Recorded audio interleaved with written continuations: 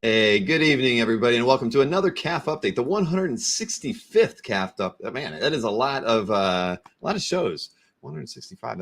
I've been doing this for over 3 years, haven't I? This is it's feeling like a record every time we do one of these things. But nice to have everybody in the chat. I saw Marcus was in there throwing comments in long before the show even started. He was getting everybody warmed up with his reminders. I'm not sure why he needed to do that, but we've got a lot going on tonight. It's going to be a very interesting show. I think if you got the newsletter that I sent out around 6 p.m. Eastern tonight, I've got Bob Layton on and Joey on to start the show off. I've got Jeff Singh, who's going to be joining us around 9:30. And then sometime tonight, Adam and Allison are going to be joining us as well.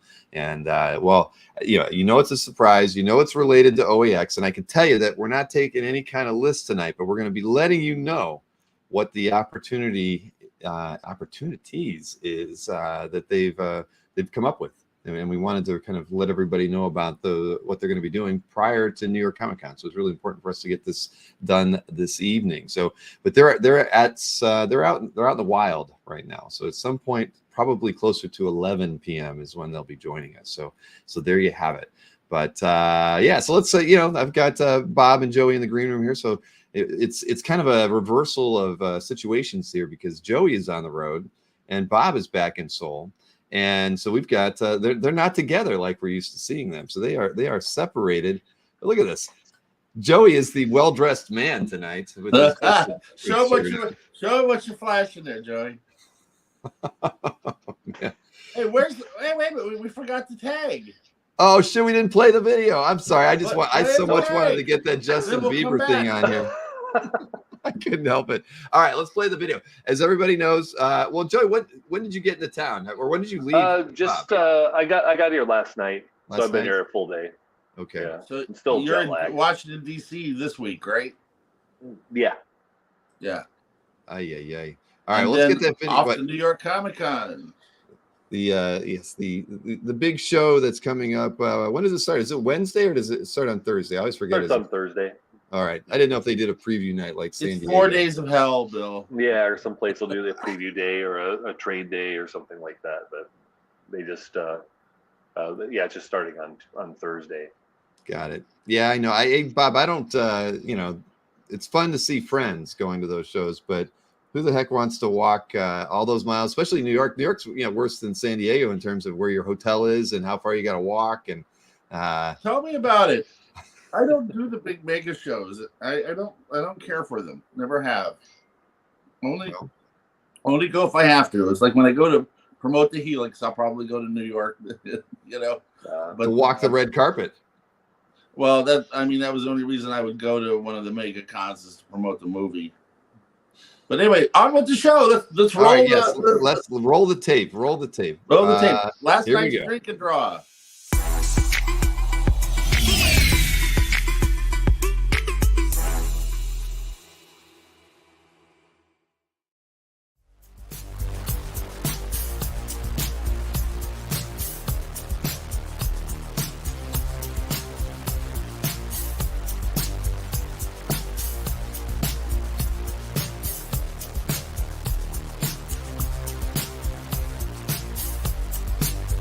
It's ring finger's actually longer. I'm a mutant.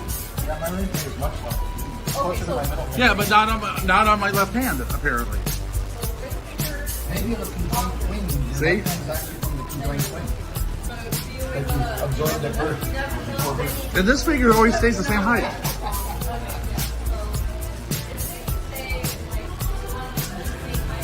So this,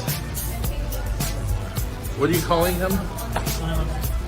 I think it was like just something like Scrappy Thanos. Scrappy Thanos. I love Scrappy Thanos. How about that?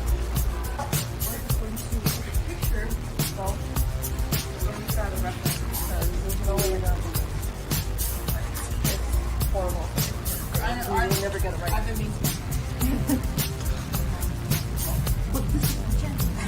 Sorry. This is your candle. It's where they just say around the world like 3 times. Oh, yeah, basically. I think just foot's a little too big. Give me pencil. Pencil.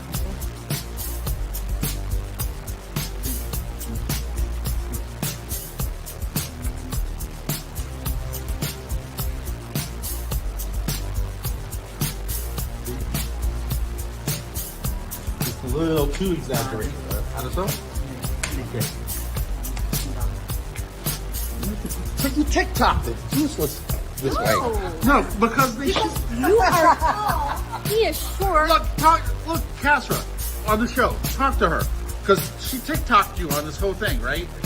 It's like, but the actual thing it's shown on is a screen like this. I don't care. You are tall. He is short. She got Composition. you both in front. Yeah.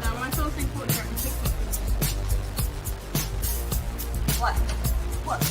I don't see him.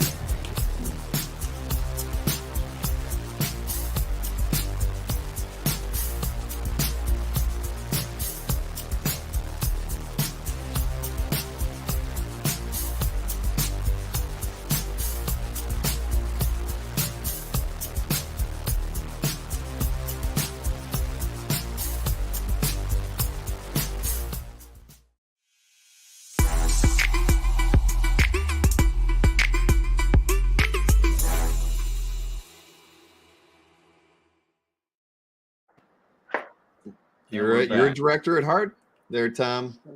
No, Castle left out the introduction tape that explained what what we were doing. That's it might have. I'm sorry. Cass, what was the deal with that, man? Casper So what doesn't was take the- direction well. What was the theme this week at Drink and Draw? Yeah, Simone and I did an introduction to what our theme was last night. Which was create a sidekick for a character who doesn't have a sidekick. Ah, okay. Yeah, I'll go back and look. I mean, I could have missed downloading something. You see Baby Thanos and and Scrappy. Beetle Boy and that was the whole idea, was to create a sidekick for a character who has no sidekick. And what Simone did was gave Robin a sidekick. Pigeon. Which is really weird.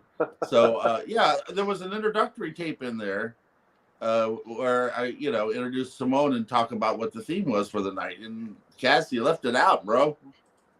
Well, there was one video that didn't look like it downloaded right, and it might have been that one. So I'll fix it. If I can fix it, I'll fix it before I post that as a standalone. Okay, but that's all right. That's right. Going back to look for the viewers at home here, they didn't know what our theme was, so we had an exceptionally small turnout compared to the other two last night because of Chusak, right? Chusak. Yeah. Well, because there's a lower turnout, like after a long holiday. Yeah, because it was kind of taking a break. It's their Thanksgiving, so it's like a week long thing where most of the stores are closed and all that kind of stuff. So we didn't quite have the turnout we normally had, but we had a ringer. It turns out that Alicia is like pretty good. His bartender and cook there can draw pretty good. She did the girl, the manga girl. Mm-hmm. It was like we were all shocked that Alicia could draw. She was holding out on you guys. Yeah, so last she week wants to work a different. Joey, she wants to work a different night, so she wants to work a different shift so she can come in. Yeah, we probably move some stuff around. There's probably someone else that changes shift with her. But yeah, she was last week when she was cooking during Drink and Draw and was really enjoying watching everyone, so she wanted to come in. No, that's what I'm saying. She's actually a ringer. She's pretty damn good, actually. So she was sitting there drawing and then getting up and running, making a hamburger for somebody. Man, she drew it and had to like run around at the same time. Hey, she did it though. She did. She got a page done and did her job. Wow. You know what would be fun is, Bob, you got to like text me or shoot me an email what your theme is, and I'll try to do a drawing. And you can critique me that, Okay, well, that'll be fun. You see that I'm working with the kids, all the time, trying to teach them. So they, both Lily and who's the little kid, the one, the comic one, the boy. Yeah, boy. I can't remember his name. I can't remember his name. He's in there all the time. Oh, he lives in the neighborhood. Yeah. And in August, when Bob was hanging out at the shop, like a lot of the days when we didn't have events and stuff, Mm-hmm. he'd come in all the time. Yeah. And with But his friends. he's actually got drawing talent. So, he asked me questions and we were working with him. The other night when I was in there, you saw I was trying to get him to do a character 7.5 heads tall, because of manga, they tend to do characters out of proportion a lot, Right. So he's trying to draw realistically now, and he's struggling there. But so we had fun. But the stuff of the opening was this week Joey gave me a bunch of blank covers to work on until the rest of my art equipment gets here. I have my printer. My drawing board showed up 2 days ago. I still have to put it together. Sheehan said he's going to help me put it together. I'm waiting for my computer and a few other things to show up here, and then I can start working. But in the meantime, I just sit here on the floor with my lap board and do some of these blank covers. So yesterday I did the kind of tribute to Carmine Infantino's Flash. That's true. Yeah. So well, Joey has them. You saw that Rom in the chat said, I really need to get a Rom from Bob. But it's in Joey's shop right now. It's available if you want it. And the Roms are popular tonight. The #1 Marvel fan said they needed to get one too. Well, I did covers. I did like 7 covers on a Rom, I think, over the years, as well as the interiors with Ditko. I did at least 2 issues. So so I have definitely have Marvel's, a ROM connection. Yes, you do. Marvel's catching on because for a while, like DC started doing the blank covers for some of the classic reprint, the facsimile editions, and now Marvel's doing it too. So I think the ROM one was the first of those that was inside its ROM #1. Paper's not bad either. And, I mean, somebody actually did their homework. The paper is pretty good to draw and takes color well. So that was fun. But I'm trying to get back in the swing of just drawing and everything. So Joey's handing me the stack of blanks, to work on, while I'm getting my equipment all set up. Is it like riding a bike? More of the ROM ones in the shop. So if you find them, just grab them. Okay. All right. I'll ask Cleo next time I'm in. It's like obviously some people out there want one. It's like. I think we could probably get some sales done for you right here in the show sometime. Easy. The Thor one I brought with me, and I brought with me to the States. The Thor and the Spider-Woman one. So that one should be available for people to buy. You can give them to Spencer. So they're. I sent them to him. If anybody wants those, they can get them from Spencer. I didn't post them on CAF until after we did the show because it's like I wanted for those people that are diehard CAF members. I figured I'd wait until after the show to post them up on there. So I'll put them up after we're done. Awesome. So do you feel rusty? No, not at all. It's just, strangely enough, it's like I jumped right back on the bike. Because I really haven't done much drawing in the 7 months I've been away. But doing the stuff like drink and draw and the master classes and all that kind of stuff has kept me loose. So. We lost. There he's back. Yeah, it's been an easy trip so far. In terms of like not. I'm always worried about that because this is true, Bill. In the case of a lot of the older artists or whatever, at some point they seem to lose their facility. They either lose their patience or they lose their hand, and the work starts to struggle. I know even with Dick Giordano, my mentor or whatever, that his inking got really loose toward the end. It's just like as he got older, I've seen guys lose their facility or whatever. So it dexterity gets, yeah. No, but I feel like I need to keep practicing every day so I don't lose that that edge or whatever. So yeah. So tell everybody. That's why Nikki's got to start sending me some commissions too. It's like is he going to be on today? Is Nick going to be on today? No, he is not going to be on today. Yeah. Unless you want me to have him sing you a song, I could text him. Listen. Having Nikki sing me "Happy Birthday" was one of the highlights of the show since we've been doing it. I mean, if we ever put together a highlight reel, it's got to be Nikki singing. Okay. I hear you. Nick is great in that way. He spreads joy every time he's on camera with us. Look, but he's here. He is here. Oh, hey, Listening Nicky. Oh, there he is. How you doing, bro? But I've got Nick on the show. Well, he'll be coming up, but not tonight. In the near future. No, I'll be like I said, I'll be all set up. Sheehan said he'll come and help me set this stuff up once all the equipment gets here. It Okay. should be here by the 9th at the latest. So I'll be all set up and ready to work. So yeah, and you just need stuff to work on. So hey guys, guys, now's the time to put in your commission order. You put it, through my site or contact Spencer. Yeah, Nick Brucci says he's ready for his Iron Man Submariner recreation. Did he put in a request? Recreation of what? I guess you're gonna have to... what recreation does he? I mean, I don't know specifically what cover or It's like 121. yeah, is that what you're talking about? Iron Man, like one of the Iron Man covers with Submariner. I would presume yours. Yeah. Oh, he's I don't meaning know. the Gene Colan and Bill Everett Hey, one. listen, no, There but you one of go. the greatest fight scenes ever choreographed in comics was by Jack Kirby. It was Iron Man fighting Submariner. You know what I'm saying? It was Tales of Suspense. I don't know what issue it was, but it's like one of the best fight sequences ever choreographed on in comics. It's like it's a classic. But you saw Nick wants the classic Gene Colan, Bill Everett cover. From that Oh, one okay. shot.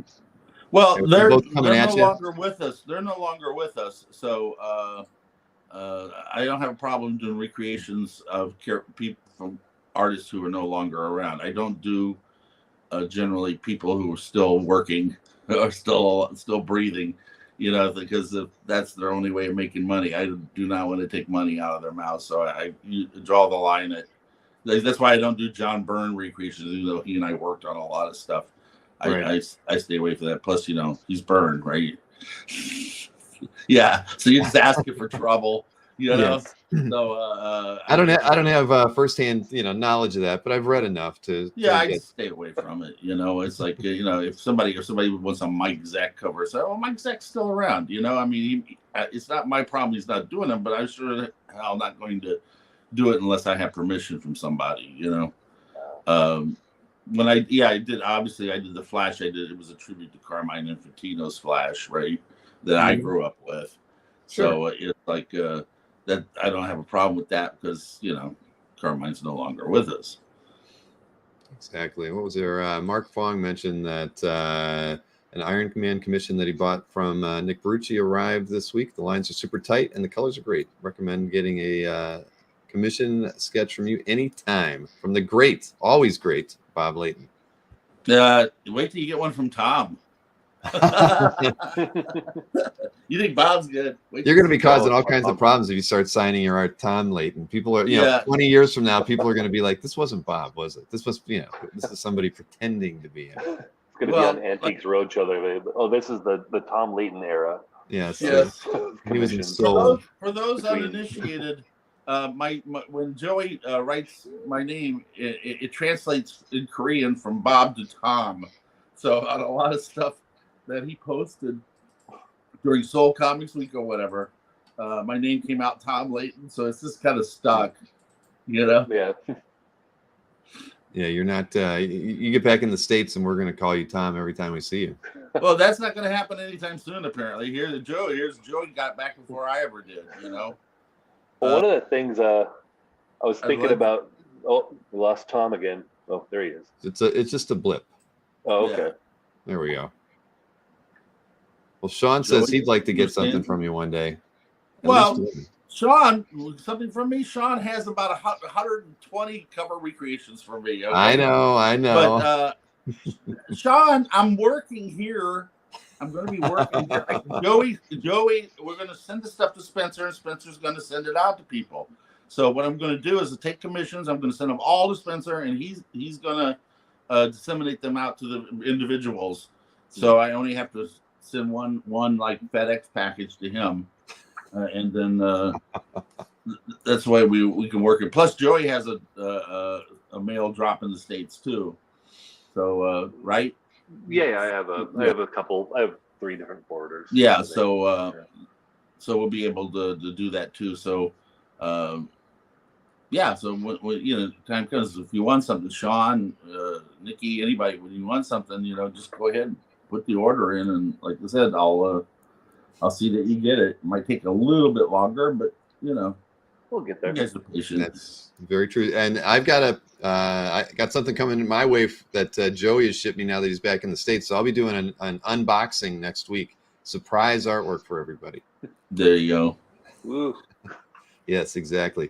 So Joey, I have to ask, where did you get that wonderful shirt? I mean, it must have been very, very, very expensive. This one? Yeah, it's the time you got your balls busted for Yes.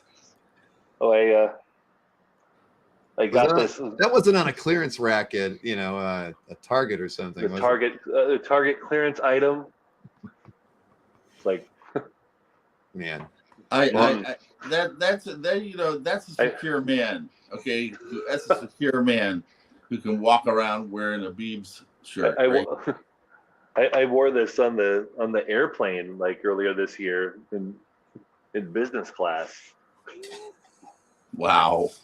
Did they ask you if you were in the right You are seat? never a slave to fashion, my brother. Yes. Well, I'm just disappointed he didn't get one for both of us, Tom. If I see more, I think we see all more on the Target clearance rack this time. We would all look great in our Biebs shirts. Maybe there's a cool BTS one or something though. Hey, what's the score of Chicago and Washington? I don't know. Anybody out there know? Somebody in the chats probably could tell us. Because Joey, you know where I'm heading. This is over. I'm going straight to NFL Plus. Right over to the NFL games. Hey, listen, NFL Plus. I'm going to give them a plug because here I am overseas. I can watch any game on NFL Plus here, even in Korea. Although the time frame is terrible. Oh, wow. Wow. So it's Washington sucks this year. I don't know what the deal is with them. I really. That new quarterback. Not much of a game. He played the Eagles and they sacked him like 5 times or something last week. Wow. Yeah. He spent most widespread of the game on his back. Yeah. So, yeah, I know. Gosh, I know. I can watch the Jets lose every week. It's amazing. The way they lost last week in overtime to Kansas City was a heartbreaker. They came back from 17 down and tied it, and went into overtime. Of course, they lost because they're the Jets. Mm-hmm. But you never give up on your home team. You know what I'm saying? You hang in there. So it's been decades of misery. Thank you, Joe Namath. What are you gonna do? Hey, I'm a Browns fan, and look how bad we've had it for so long. I know. Yeah. I know. What can we get to? Yes, at least you had Joe Namath. Yeah. So next week, hopefully Drink and Draw is going to be a little more exciting. Mm-hmm. I don't really have any events coming up. Like I said, I'm still kind of in a holding pattern here, just setting up house and all this kind of stuff. And Joey's going to be at New York Comic Con, so will you be take to some start footage, things off? Joey. Send it to Casra, man. Take some footage at New York Comic Con. Yeah, I could take some footage.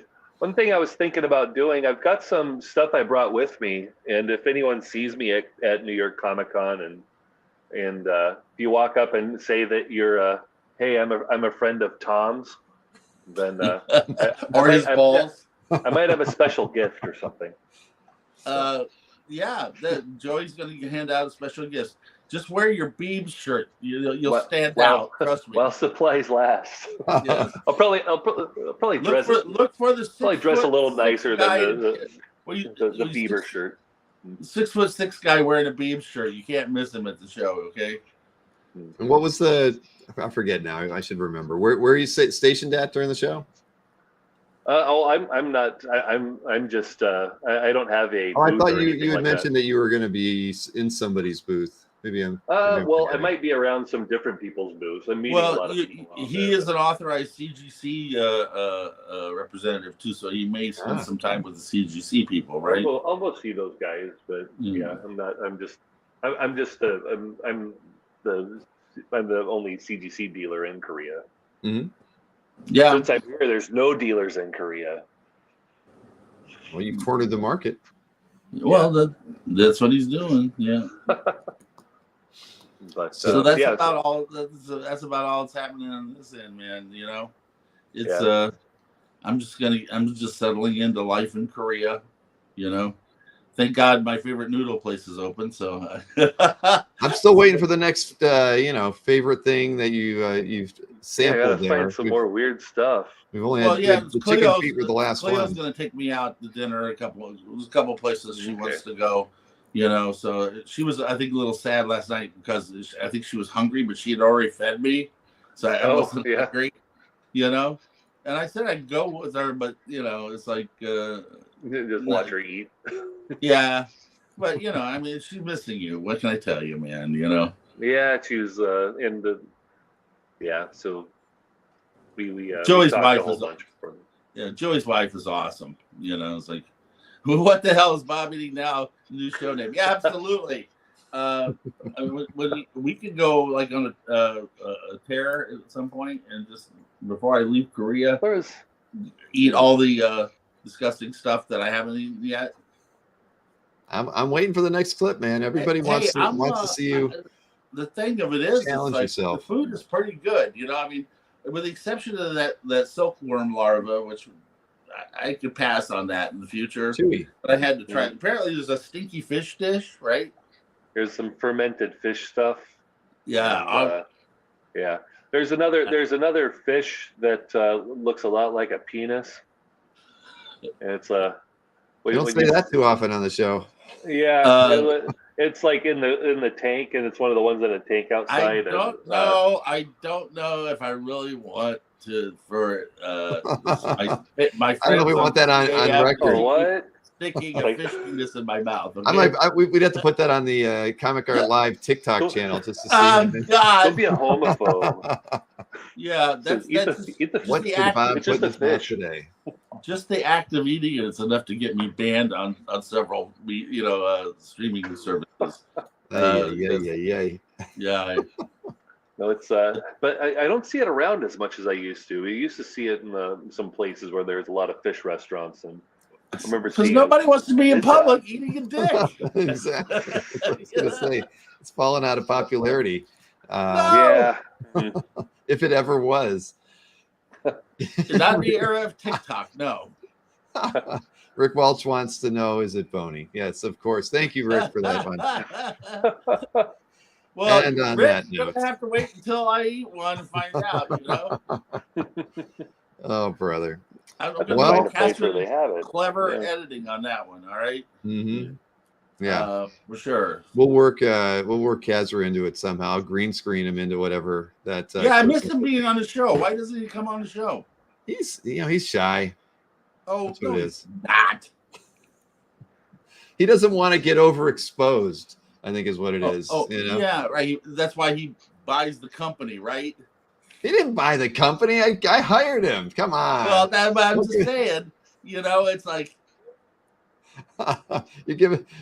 No. But yes, I think that's what it is. He doesn't want to overexpose himself. He likes to. He's going to do this. It's a slow burn with Kazra.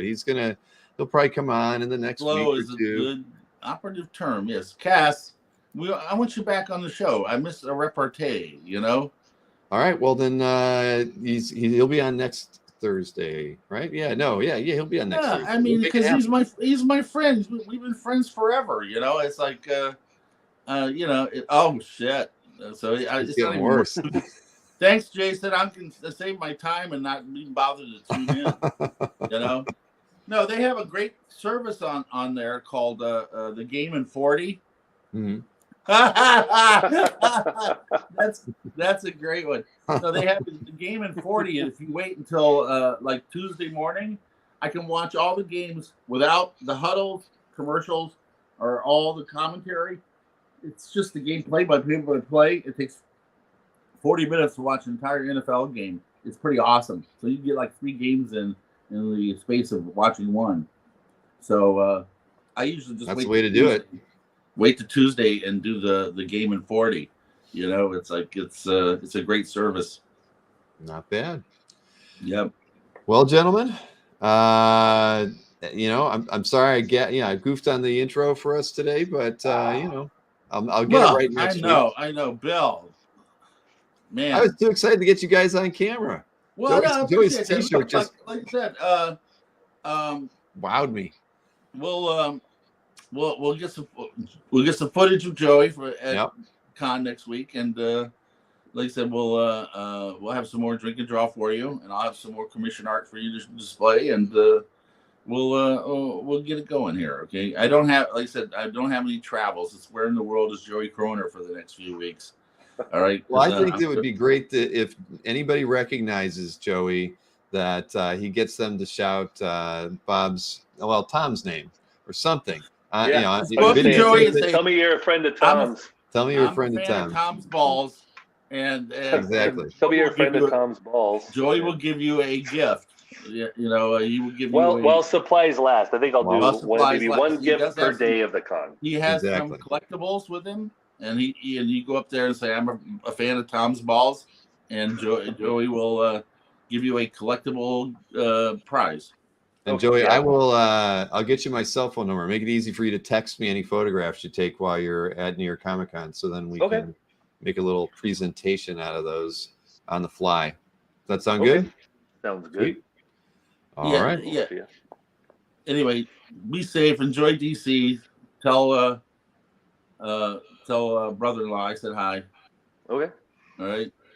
And all right, I'll keep an eye on everything here. Okay. All right. We expect great things out of the next drink and drop, Tom. And a good no, theme. we will. We'll have a better crowd because, like I said, after the holiday, like most people did not come out. Joey says he told me after the fact that generally well, that's just the way a lot of events are. It's usually, but people still come out, but just it was a smaller crowd, but than last week. But like you said, that's bound to happen too. Even in drink and draw in LA, there were nights where we only had like 8 people or something. You know, MODOK. Okay, so do your favorite character as MODOK. Every character as MODOK. There you go. I like that idea. Favorite comic book character as MODOK. Okay, I kind of like that, Kazra. You know, I will suggest that to Simone. You know, I like it.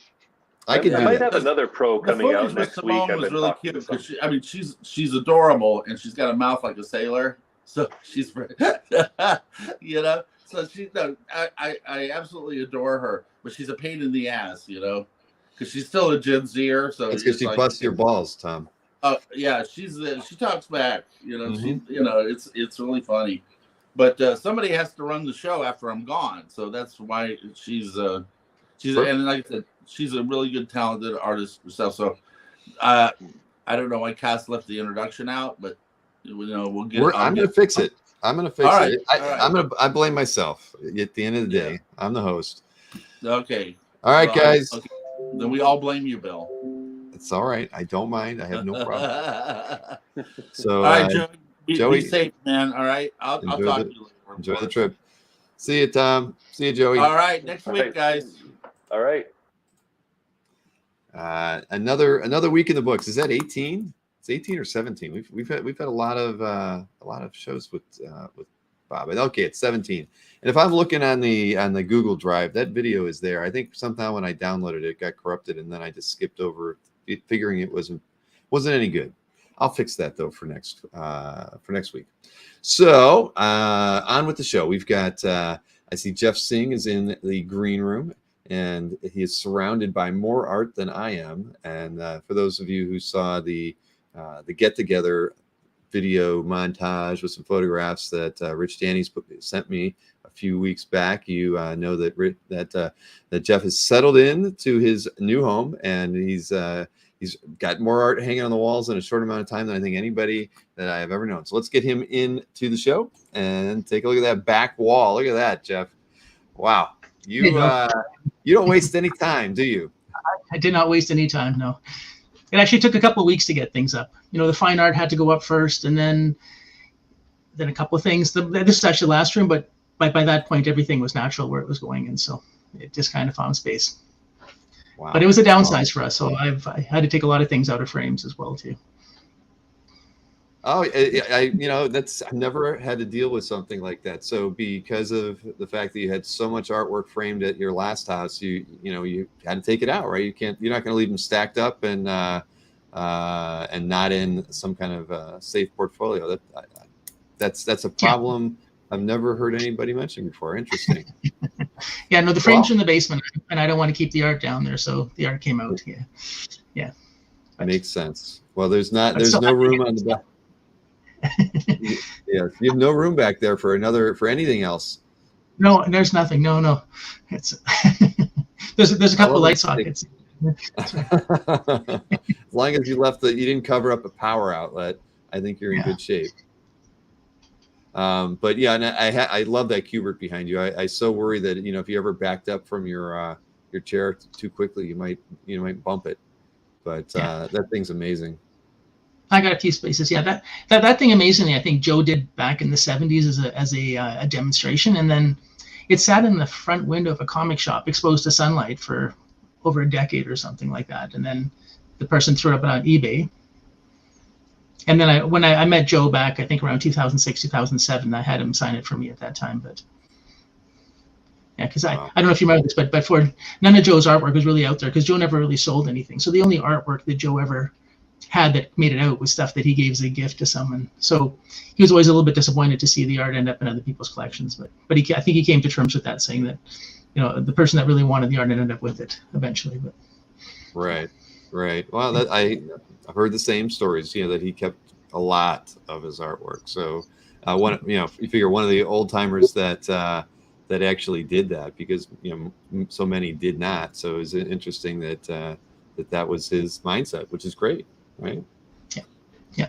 Pass it on to the family, I'm sure. So hey, the reason you're here is because as everybody saw in the newsletter that went out today, you are setting up at OAX, and the first ever OAX, and we talked about that, and I mean, yeah, obviously, Kazra and I are super thrilled to have you there, and definitely participating as a collector, selling at the show officially is just great. I think that it's just going to make the show a lot more fun. And again, you've been in the hobby for so long that I feel like everybody has a sense of your collecting tastes. We're familiar with your periodic art sales through CAF that you do a few times a year, usually to whatever to kind of move things around a little bit in your collection. But so I'm excited to see what you end up bringing.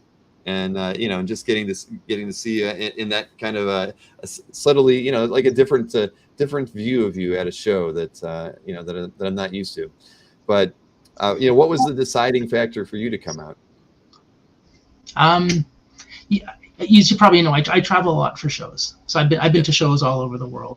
In Tokyo, I've been several times to shows. I've been to Luca 3 times, Angoulême 3 times. I was at Lake Como this year, all over the US, the UK for Thought Bubble. So I like to get around, and I think a big part of that is actually meeting people.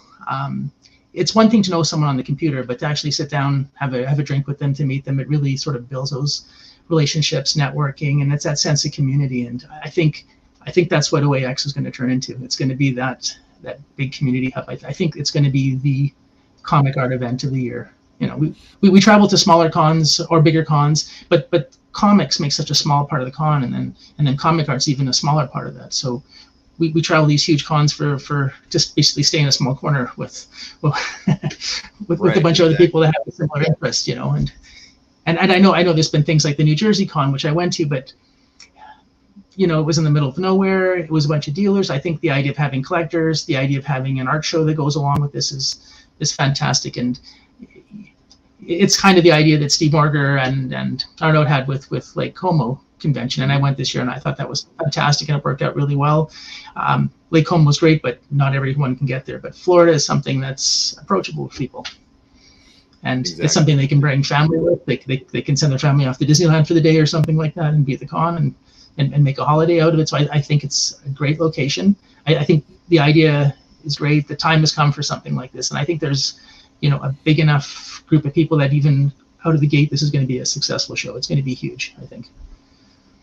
Well, I remain, apprehensive as always, but that's the vibe definitely I think that we're getting from it. This the support we've gotten from the artists, them wanting to do something special. They're not treating it like a regular show where they're just going to get thrown behind a table and do their same old thing that they're used to doing when they go to the bigger shows. It's been fun, and in a lot of cases we haven't had to ask. They already kind of feel that vibe and know the importance of the first show and wanting to make sure that the attendees enjoy something, get something special that they might not ever get to experience. And it's been a little humbling, to be honest with you. I mean, we've got Adam and Allison are coming on sometime later tonight. Just they were already doing it enough by coming out, and there's a special piece that's going to be in the auction that Adam's participating in, and so I didn't ask them to do anything, and they approached me and said, we'd like to do XYZ more, and I was like, wow, this is just not what I was expecting. But the same thing, they're like, we want this to succeed, we want people to come out, we want to tell them that whatever we're going to be doing, they need to be at OAX to get it, or they don't get it, just so that's you're not going to find that kind of I don't know what the right word for it is, at least that that sincere interest in the success of something, if where they're going to put that much effort into it if they really didn't want it. And I think it's just a state of where shows are at. Like you were saying, these days artists and dealers get relegated to the back corner of most shows, if they even have a back corner, and that needs to change. Yeah, and again, I can't state how important it is to be there in person and meet people. It adds so much to the hobby. It's to the point now when I'm traveling, it's actually more to meet people and to hang out than it is actually for the event. And I remember you had your small Ohio Art Con. That was almost like a last minute thought, and the turnout there was fantastic as well. I was very happy with how that worked out. And the interesting thing for me, I've been in the hobby for a while. I think I've met a lot of people, but out of those 40 or 50 collectors you had there, I probably knew like 6 or 7 of them ahead of time. I don't know where all these people came from, and they're all local people. And I think we'll see that we're gonna meet collectors that we've never met before, and it's that sense of community, bringing everyone together in this place. I like very much that Kazra's taken on a big role with comic art fans, but also with this convention. I share his vision for the future of comics and comic art. I like the fact that you've got these large gallery rooms where you're going to be displaying illustration art, and for me that's a big draw, and it's a chance for people that haven't seen, I don't know, Frazettas or maybe Franklin Booths or whatever you're going to have there, to have a chance to see this stuff and see how this ties in with the comic art that they collect. Exactly. And I think this is the first show, the inaugural show. It's like being at the first San Diego. People can say, I was there. and I'm setting up a booth. And I thought about it a long time, just going to the show. I like the idea of the gala the night before. Lake Como Gala was a lot of fun. It's a bit more money, but it's a chance to hang out with people, to have some drinks and have a good time. And I think it's well worth the money. And if you're traveling to the show anyways, you're paying for hotels and stuff, just spend a little bit more and get the ticket for the gala night. I don't think you'll have any regrets from that perspective. And the reason I got a table is I thought I'd have a place to meet people at, maybe to sit down for a while, to have a chance to talk to people. I will bring art, but since I'm coming from Canada, it'll be limited by how much I can bring, and whether I want to put it in a check suitcase or if it's going to be stuff I take in a portfolio on the plane. And I haven't still figured all that out yet.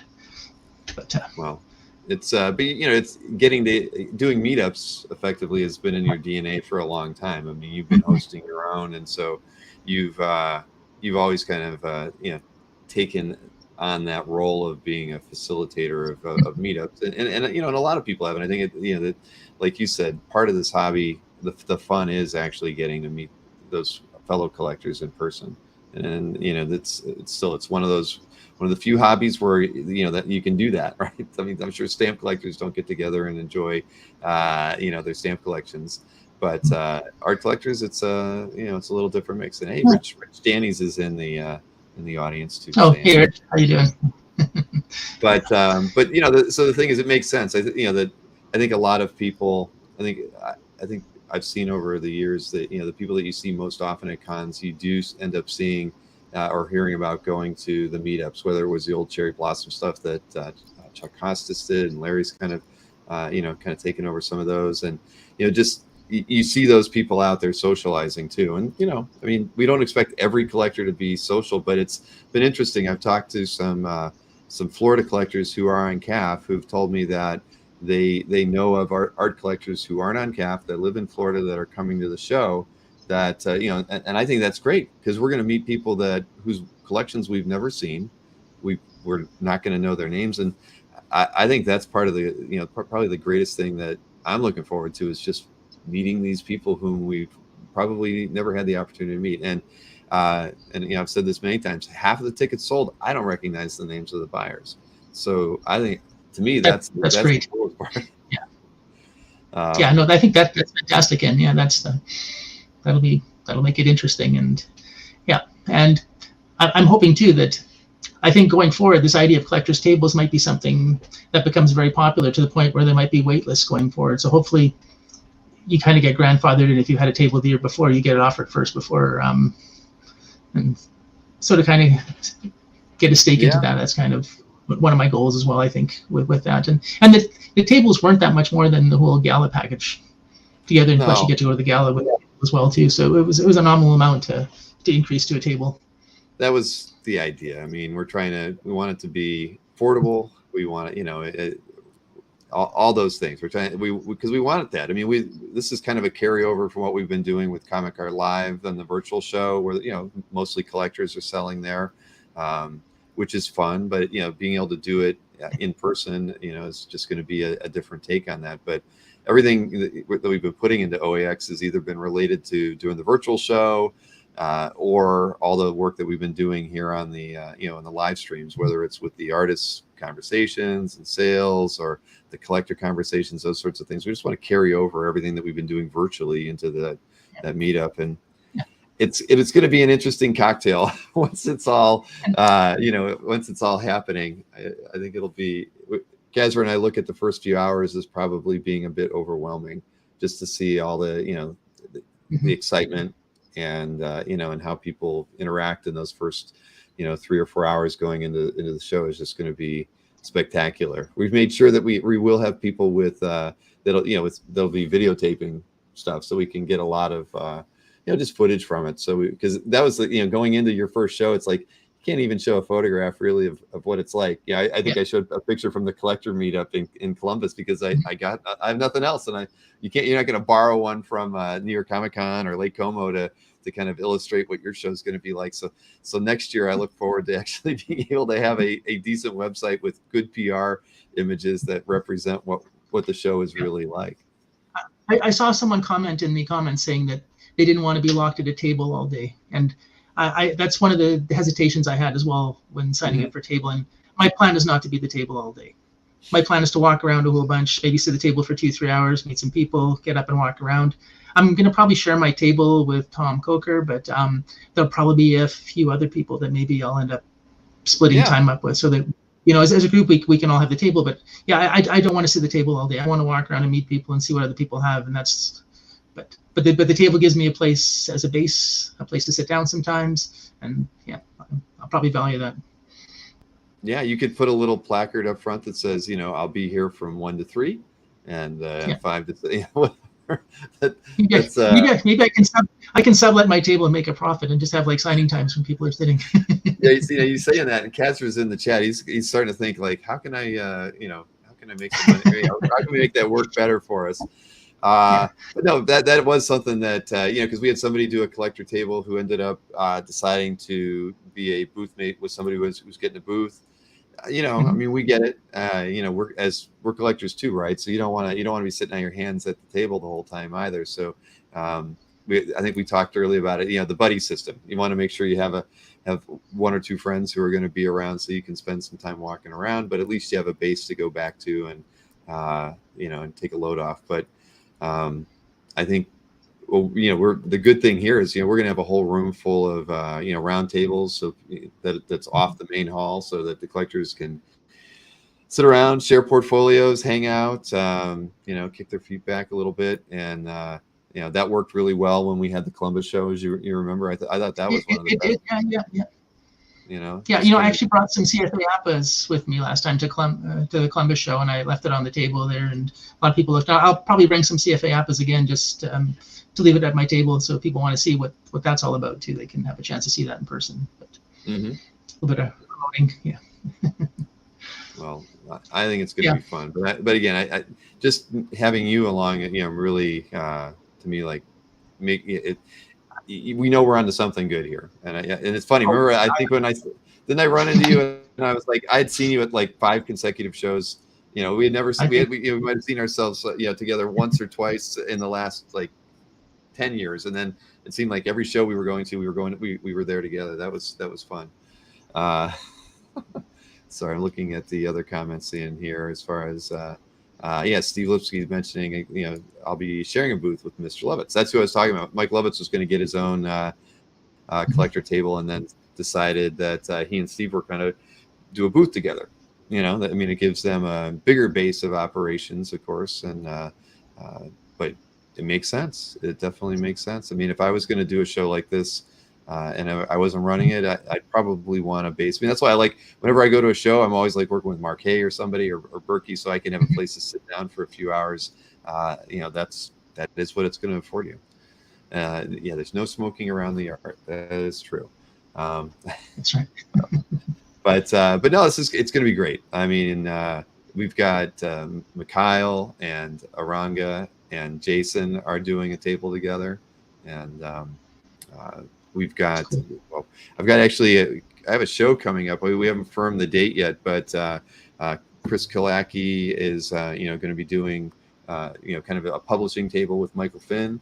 And so effectively that gives us 2 publishers that are going to be hanging out and talking about their upcoming book projects. I mean, that's really cool. I think that's, you know, you never, when you put something like this together, you never know how people are going to view it and how they're going to want to, you know, how they're going to want to address using the space for their own purposes. But, you know, they kind of came to us early wanting to be able to show off their books. And I think you've talked with Kazra, you know, there's a gallery, a couple of galleries that are interested in exhibiting. I just think that's fantastic. I mean, it really, it being more of a, you know, stating we're a narrative arts show gives us the flexibility to have a lot of different, you know, genres of art while still kind of falling under the umbrella of original comic art.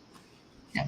No, I had a chance to talk with Kazra for over an hour yesterday, and we talked about that, and, you know, how about broadening horizons and things like that. And just coincidentally today, I posted like a For Better or Worse daily that happens to be, like, I think the most commented and most viewed piece in CAF today. And it's so nice seeing strip art up there. And that's kind of like one of my goals always with these things is to try and promote other art, the European stuff, the manga stuff.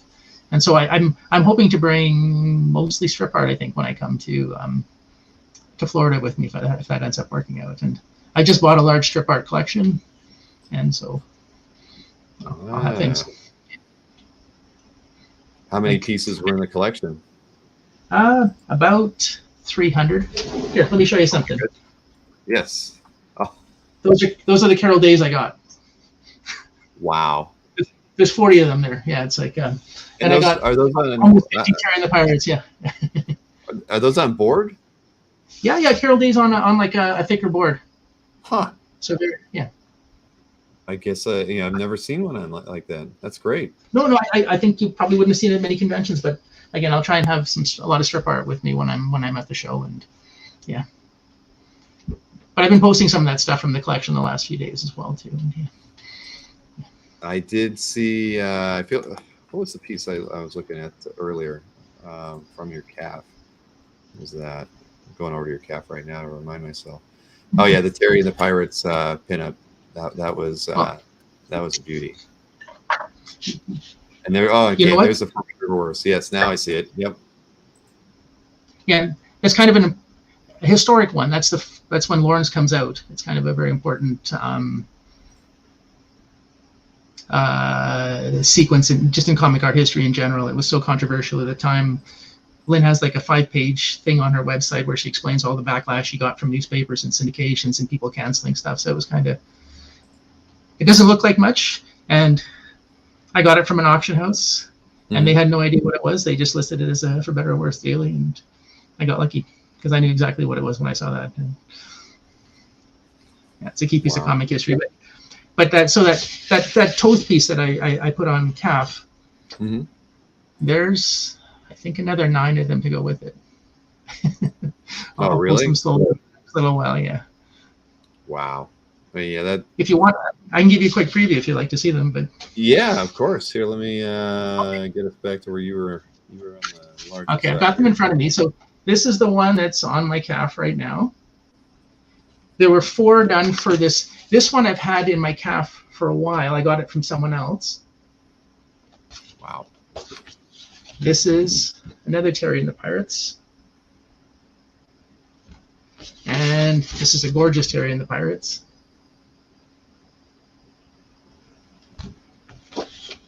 And then the one that I had in my calf for a while, this is the one that was actually done. The one that I have previously was not published. So these 4 were done as a portfolio with inside this comic, and this is the cover. This is the original art. Toth colored it. That's beautiful. And then another cover by Toth, again hand colored, but original art as well. That's gorgeous. That's amazing. And more.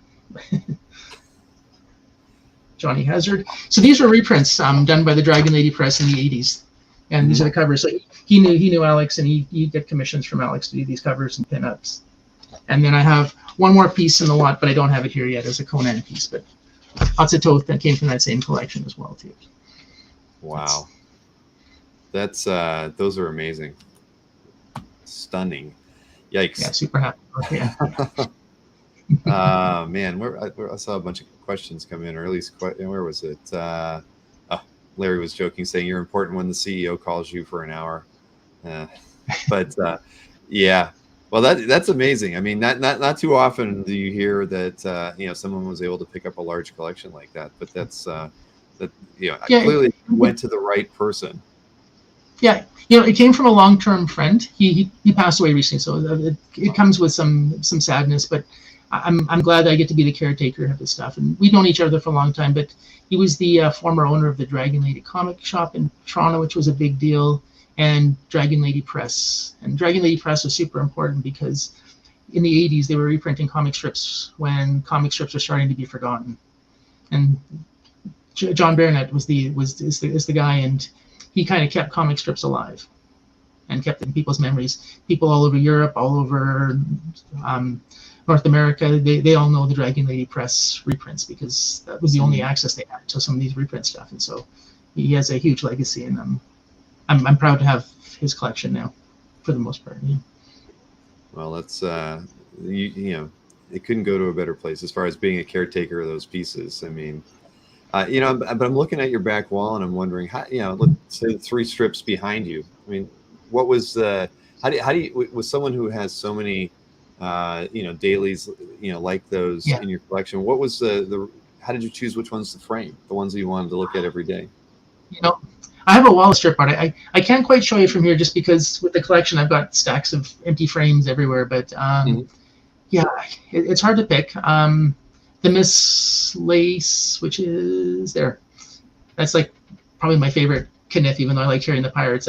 There's only, I think, 4 or 5 Miss Laces that have survived out of the 130 or something, and I think, so they're super rare. The one right above me is a Rip Kirby from probably the best week of Rip Kirby, and that has a lot of connections for me too because Rob Stolzer helped me get that piece. And then next to me is, on the other side here, is a Frazetta.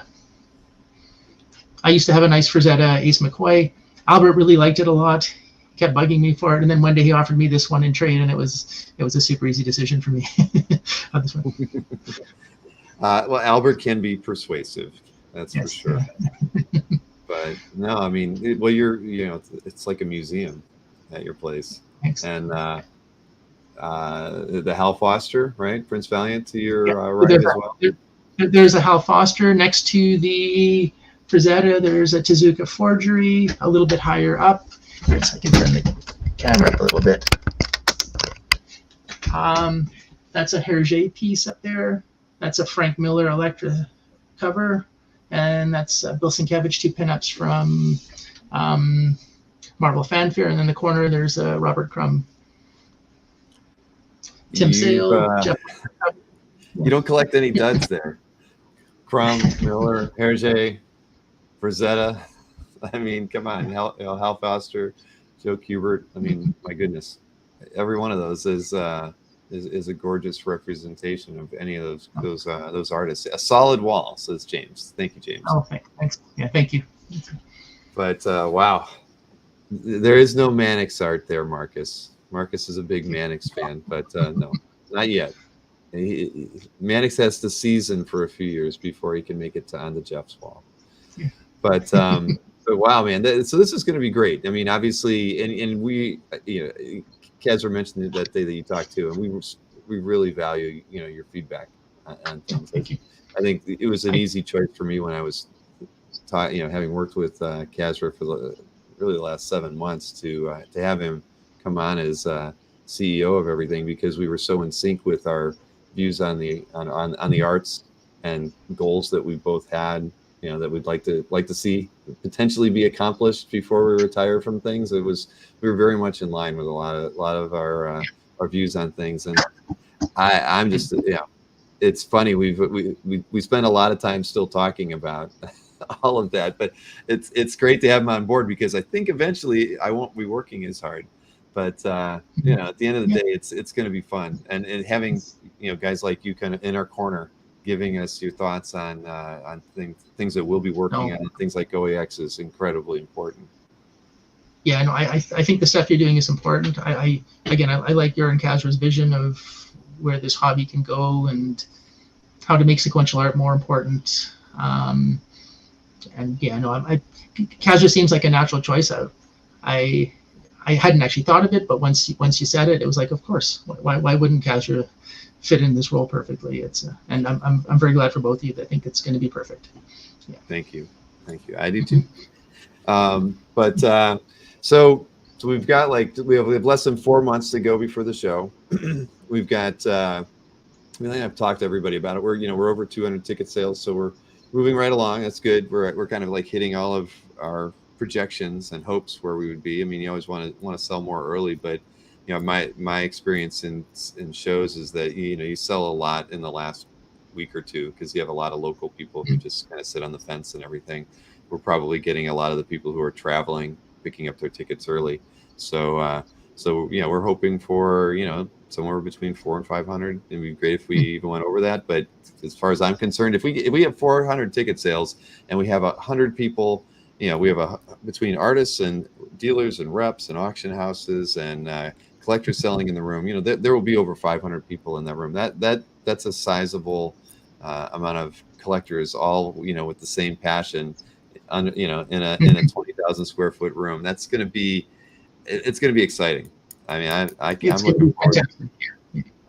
No, it'll be like nothing else we've ever seen before, and I'm sure it'll only grow to that over the years as well. And at some point, we're probably going to lament how it was only 500 people in the first year. Right, exactly. Well, we may need a bigger place if it gets goes beyond that. Well, who knows? The thing is, it'll be interesting to see how this room looks when it has that many people in it. But Rich Danny's want to know if there will be tickets available at the door. Yes, absolutely. We'll Maureen and Gwen, probably Emma too, will all be kind of manning the registration booth, and that's right at the entrance to the facility that we're renting, and it's right across from the elevators. So if you're staying there, you just pretty much come out and the registration's there. The girls will be handling all of that.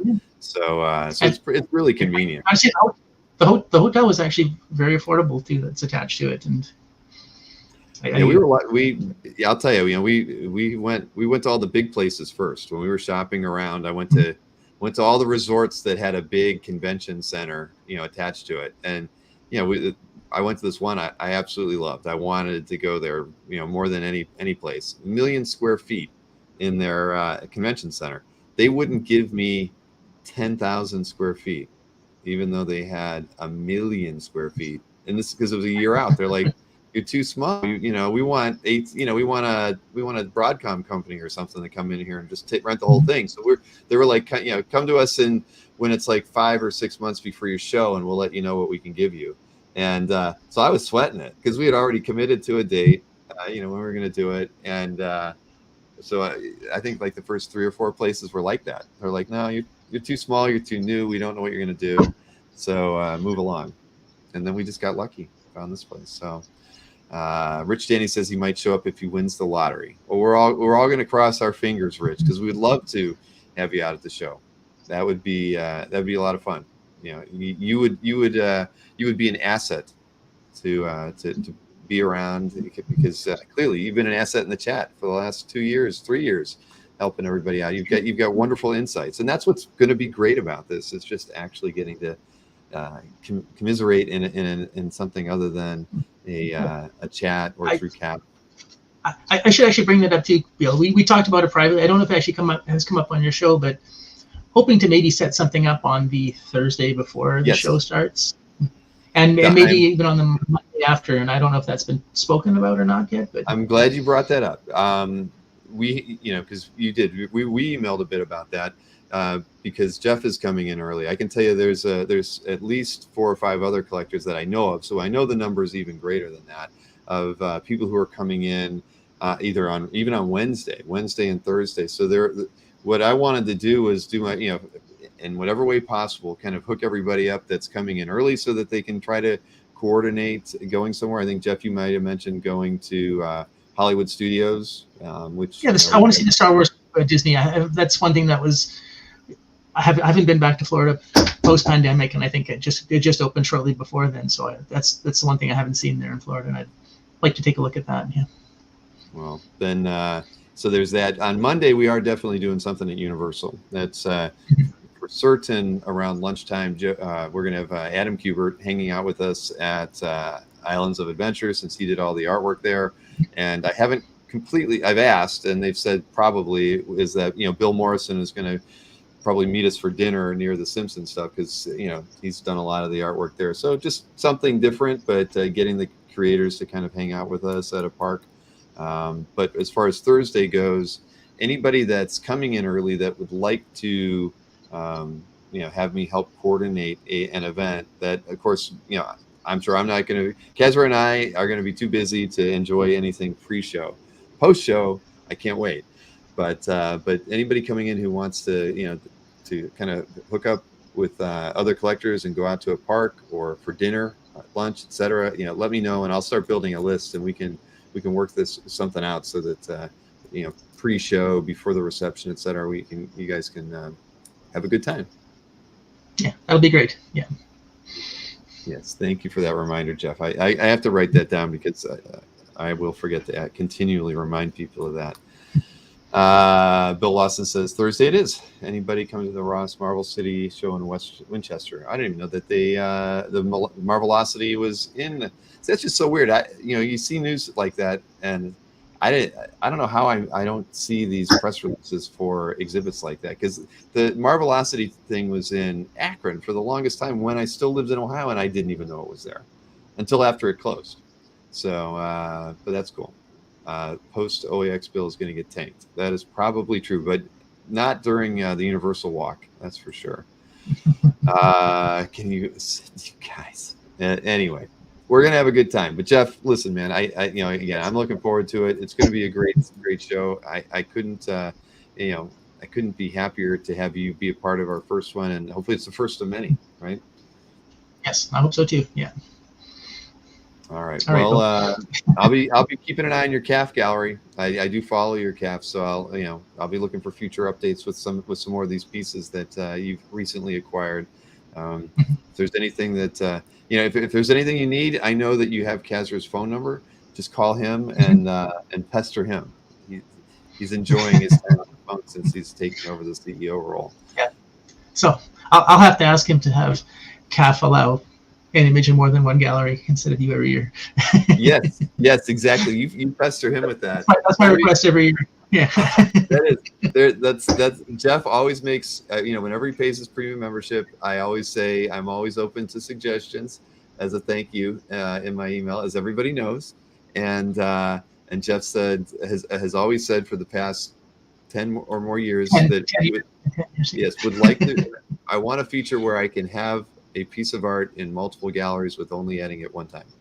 So I totally get it, and as everybody's probably aware, we're one of the main things of bringing Kazra on is is to get the redesign done that I've been talking about for years and can't get done on my own.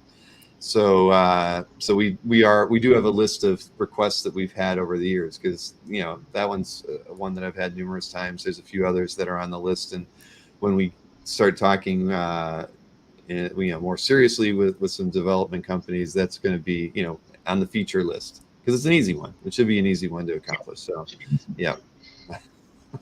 All right.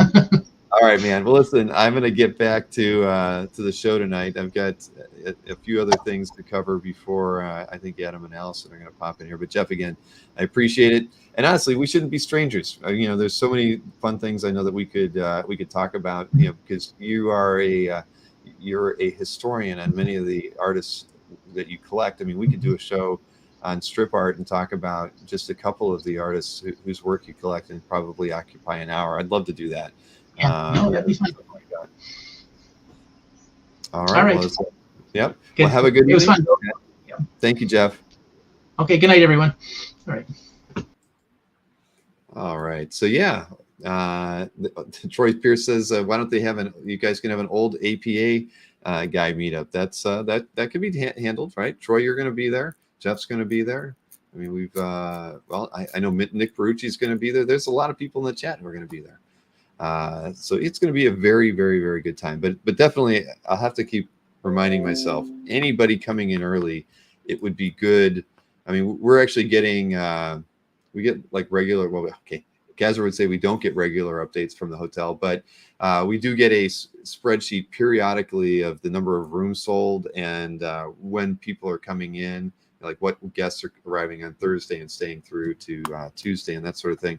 So I'll have that to fall back on as well. But anybody coming in early that wants to get together should definitely ping me and I'll start a list for them. No, I'm not making a list of those, Jason. So Benno's bought tickets too. That is very true, Rich. It's going to be a good show. It's going to be a really good time. So where should I go from here? I mean, I got a lot of stuff to cover. Kazra, I'm making a food and booze map for attendee. He was going to do that. I know he's going to do that. It doesn't need to include the strip clubs though, Kazra. That could be the list that everybody has to pay something for that I don't know was created. But that's we'll leave that up to you. There will be no curfews though. Chris Norrick would probably like to know where to get a good cigar. That might be on his list. So moving right along. You know what I'm going to do right now? I've got 2 packages to open. I didn't mention this in the mailing, but I did get these today. This we got one from Scott Collins. His show is next Saturday. I think this is a lot of DC art. I know that Nick is going to love it because there's a lot of flash art in this set. So let's see what all he sent me. See if he sent me everything that he showed me or sent me those scans of. Wow. This is putting me to shame. He's like got a triple layer here. All right. That looks good. What do we got here? Man. All right. Remember, I can't throw anything out anymore until I'm sure there's no art in it. I don't know. That looks like there's something there, but I'm going to set that aside. All right. This is like Christmas. I get to feel like I own art for a week and a half, even if it's DC art. I've got that show with Mike Oming on Saturday, and I have not gotten his stuff yet. I believe it's, last time I checked the tracking, it's due tomorrow, I think. Hopefully I'll have it in hand by the time the show starts. All right. So, what do we got here? Oh my gosh. Well, this is a little different. Scott takes great care in his art. This is probably going to be too much work to go through it all. Let's see here. But you can see he's actually wrapped each piece of art in paper, and he's kind of very very, very carefully with no tape on the paper itself. Put tape around it so you can't get into it. So boy, I'm sorry. I don't think I'm going to go through and open all of these. Oh, there's a cover prelim. I remember that. There's something with Mr. Freeze there or whatever. One of those DC characters that I don't know much about. Man. All right, Scott's he's going to make me work for scanning these now. I can see a cap shield if Alberto's out there. We got another Marvel team up 6. Page 6, you got Cap and Nick Fury. So there's something. Anthony would call that a 3/4 splash, I think. Even though we know it's not. Let's see. Gosh, you guys. I got to keep up with the chat here. Sarah Frazetta Woodrock. I think did Kazra mention that he's sent out an inquiry with Sarah? I wasn't paying attention. Okay, Marcus asked, would we invite her? Yes, we did. We did invite her, but we have not heard back from her. She is working with Michael Finn on not working. They've given Michael Finn the blessing on a project that Mike is doing, and there's a commission piece from Scott. Nice flash there. But yes, we have not heard back from Sarah. But last I saw, I think if I do follow her on Facebook, she was in the Carolinas, I think, with her mom. So she might be on a vacation, Kazra. Maybe that's why we haven't heard it yet. Inventory art. Yeah, Kelly Goon, you've got that right. Inventory art. This could be a cover one day, ladies and gentlemen. There you go. The Flash, Secret Files, issue 3. All right, but these are too much. This is too much work. Too much work to look at them all. But I know I teased all these the last time when I got those scans for him. So I'm going to assume that that's what we got. Yes. So sorry if they were bagged, it would be easier. Now, second package. This one was sent to me by Mr. Jimmy Palmiotti. As some of you might remember, there were 2 pieces of art that I kind of put out there that I was consigning for somebody. And it was through Jimmy Palmiotti that I was doing that because Jimmy had a friend who needed to raise some funds. And Jimmy thought it would be, easiest if I put the artwork out there. And so I did that, but the art was never in my hands. So I finally got it. And so I think we're going to get to see what it looks like. One of these 2 pieces has been purchased already. It was a Ninjak page, which apparently must be more sought after than I thought. I didn't know what to price it. Jimmy gave me an idea, so I added a little bit to it, and I think we had like 3 or 4 people want it on the first day that I put it up on CAF. So the person who emailed first has been patiently waiting to have this artwork finally make it to me. I never build them because I was waiting to actually have it in the hand myself. Man, okay, sorry. Some of these, one time I should probably just like pre-open these so it feels like a surprise, but it isn't, and then I know what I'm getting myself into trying to get into these, because this is layer upon layer of USPS box. Now the other piece that is in here was that Tim Sale piece that has not been claimed. I forget the price I put it out there at, but I told them that I would start taking offers on it because I know that they, like I said, the gentleman needs to raise some funds. Oh, man, it's like taped in there. Son of a gun. Making it really difficult. But hey, I can show the Ninjak page at least initially. So you got Casada and Palmiotti on this one. And that's a pretty nice page. It's a little bit, I didn't read Ninjak when it came out. I did go back and read it after the fact, but yeah, it's pretty fantastic. So I won't say who got it. I don't know if they're oh yes, okay. I was gonna say yes, Southern Comic Geek. Thank you. Yeah, that is that's the piece. Southern Comic Geek is the one who got it. I'll show you the Tim Sale when I can actually get it out of here. Well, maybe I'll, what the heck? I'll keep working at it. I just saw that Adam and Allison came in the green room. They'd probably like to see the Tim Sale too. But let me actually get it out of this wrapping first. So let me see here. this thing. Man, they shouldn't have put it in there like this. They let the bag hang over the edge and then they taped right over it. So this piece, see it even, I showed this to a bunch of Tim Sale Deathblow fanatics, and nobody could find out where it was published. And I think that's probably why I didn't get any offers, when we put it out there, because it's written that it's a pinup from issue 11 by Tim from 1994. And if anybody remembers, Deathblow series, Tim Sale did a few of those issues, but he did a lot of pinups that appeared in the back of those books. And so this one, you can clearly see it's written as an issue 11 pinup to that. But issue 11, as it turned out, I think it didn't have a pinup in it when it was printed. So I think maybe this was done for it to be printed in the book. And for whatever reason, I think issue 11 did not have it printed, which is tragic because, this thing should have been printed. It would be strange if it wasn't. It's clearly finished and should have wound up somewhere, even if it was just a poster. But hey, you know what?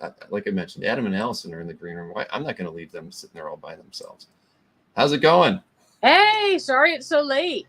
Well, I was thinking you guys are going to be even later, having a good time at casino night there in Columbus, Ohio. Though, it's a bunch of old sheepdog people with fire at a certain point. They're turning into pumpkins. Oh, well.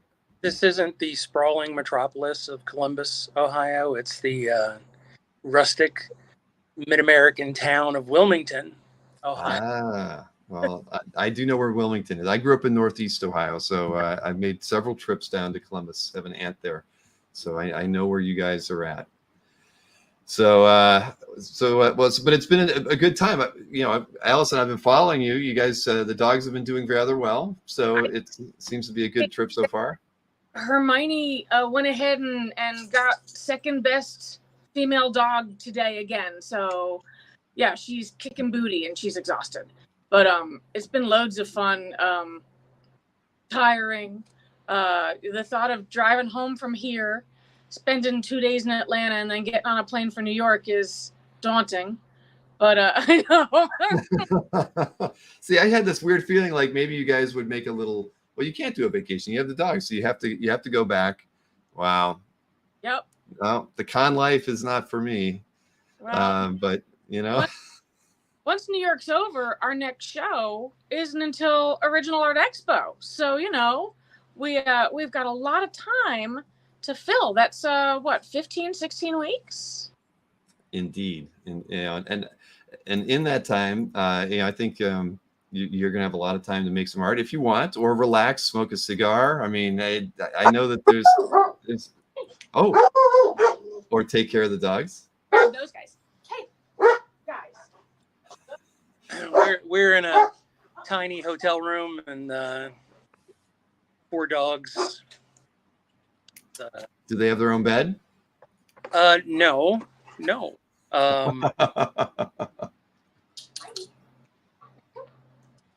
Bunny. Come on, Cedric. You want to come? Okay. Oh boy. Here's Cedric. Cedric. I'm over here. Cedric, you're in my ass all day long, and now we want you somewhere. So you got to take the 4 of them with you wherever you go when you leave the room. That's a lot of work. Well, it's a dog friendly hotel, so yeah. If we can, here's Potter. Hey, Potter's a star. Potter. Hey, Potter. Here's Bill. I'm over here. Nope, can't see me. Potter for hot dog in Betty and Veronica. Wow, very nice. But we've got all this time after New York, and we rest. Oh, hello. So we thought we would do something that we haven't done in a really, really long time. We thought we'd open Adam's commission list specifically for attendees of the Original Art Expo. That is, how I want to say honored. I'm just, I was shocked at first, and now I can be honored that you guys are doing that. I know it's a rare thing, Adam, your schedule's always been pretty crazy, and commissions are always a tough thing to take, anyway. But just the idea that you guys are going to have the time to do a few, and that you want to do it in conjunction with the show, just means a lot, because one of the things that we always felt was needed to be a really important component to the show was just unique opportunities with the creators who were coming to the show. It would just be another show if we were all just going to do the same old thing, sit down behind the table and sign books and do a remark here or there. It's you do that because you got to do that for the fans, but an art show wouldn't feel the same if you weren't giving the fans and even yourself the opportunity to kind of stretch yourself in some way, right? I mean, that's what something like this should be before. So when again, I was blown away when I got that email from you a few nights ago, Allison. It just was not what I was expecting. Well, we kicked the idea around a bit, and you're not wrong. Adam's schedule can be pretty hectic, so we really did think about how it would be the best way to approach it. And what we'd like to do is take a list of 2 different price points, and so we'll do a smaller piece at 8 by 10, and we'll do a bigger piece, a comic piece at 11 by 17. And Adam will take 2. And when he finishes those, he'll take 2 more. And when he finishes those, he'll take 2 more.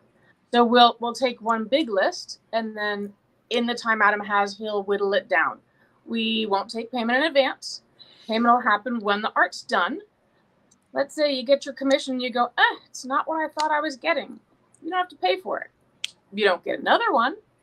It'll go in the portfolio and anyone can have dibs on it at the show. But, there will also be no, oh my gosh, Adam, took my commission money, didn't get around to it. I know how busy he can be. Wonder when I'll be able to get it. It's just, 2 at a time, take payment done, then take the next 2. We'd also like to do something special. Up, he's already feeling it. He's already feeling the pain. But because we haven't had a whole lot of activity with the Patreon page, the first 2 commissions that we will take will be allocated to members of our Patreon page, members prior to October 1st. So don't go jumping on the membership thinking you're going to get in the commission list, although it isn't to say that we wouldn't have other opportunities in the future at future events.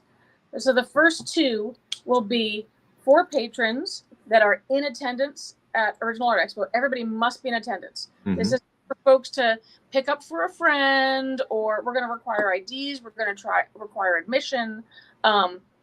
We're here to support comic art fans. We're here to support the collectors and, the bank that holds our mortgage. But, we wanted to make this really special and do something that, I don't think Adam's taken commissions at shows since maybe the last time we were at Lake Como. That's a fair bit of time. Was that the first or second one that you went to? Okay. Oh, no, you're right. It would have been the first one. I'm not sure we did commissions. 2018, I think that was. I think so. So yeah. Well, so I'm excited, and and like you mentioned, you stressed these are only for OAX attendees. Even with the Patreons, this is only for them. They have to attend the show, and that's again, that's what we want to hear, right? It encourages people to come out, and they're gonna get a great piece of art. They know that coming out. I think that's great, and hopefully by them coming out, they're going to discover a few other artists that they might want to pick up things from, and that's the whole point. If they were just getting it shipped to them, it just wouldn't be the same. And hey, at the same time, you get to meet some Patreons too, and some OAX fans. So it's a win for everybody. To show up to a lot of collector friends, but we've also talked it up to a lot of friends that are professionals, and they've been saying they're going to reach out about attending or buying passes to see everybody. I really think the more I talk to folks, the more people are I'm hearing really excitement from people about coming down, and we'll of course have, as always, price points at every range for people. We'll still be doing the head sketches. We'll have these commissions, which will, they'll be more expensive. We're looking at, the 2 sizes, but we'll also have pieces in the portfolio that'll be smaller for smaller price points. We're talking about doing some very exciting prints that will be only available at Original Art Expo. I've been leaning on Adam to Don't touch me. do some companion pieces to a very special Art Nouveau print set that people can no longer get their hands on. So that might be something that people can look forward to. I'm not going to say any more about it. But yeah, I mean, we want to make our appearance there really special. Well, again, that all those things make make me proud to have you guys being a partner with me on this first show, just to make it something that people are not going to forget. And I think that it clearly it's going to encourage a lot of people to come out, just to see you. And again, I think the whole experience is going to be wonderful. Prints or not, but I know what prints you're referring to, and they were definitely some of the best I've ever seen. And they now, I mean, people can't touch them. They try to find them online. We don't have them. We limit all of our prints. We sold those as sets and individuals. Best of luck finding them.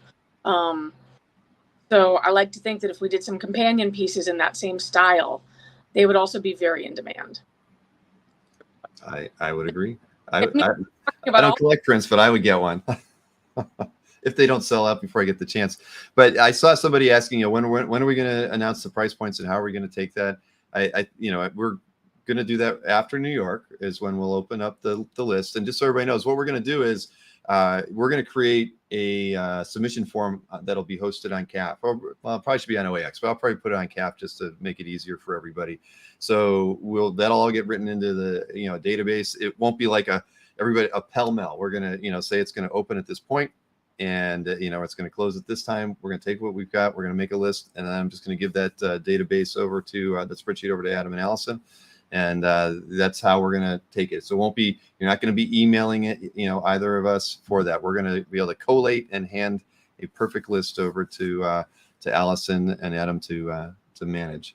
That's the way it's going to happen.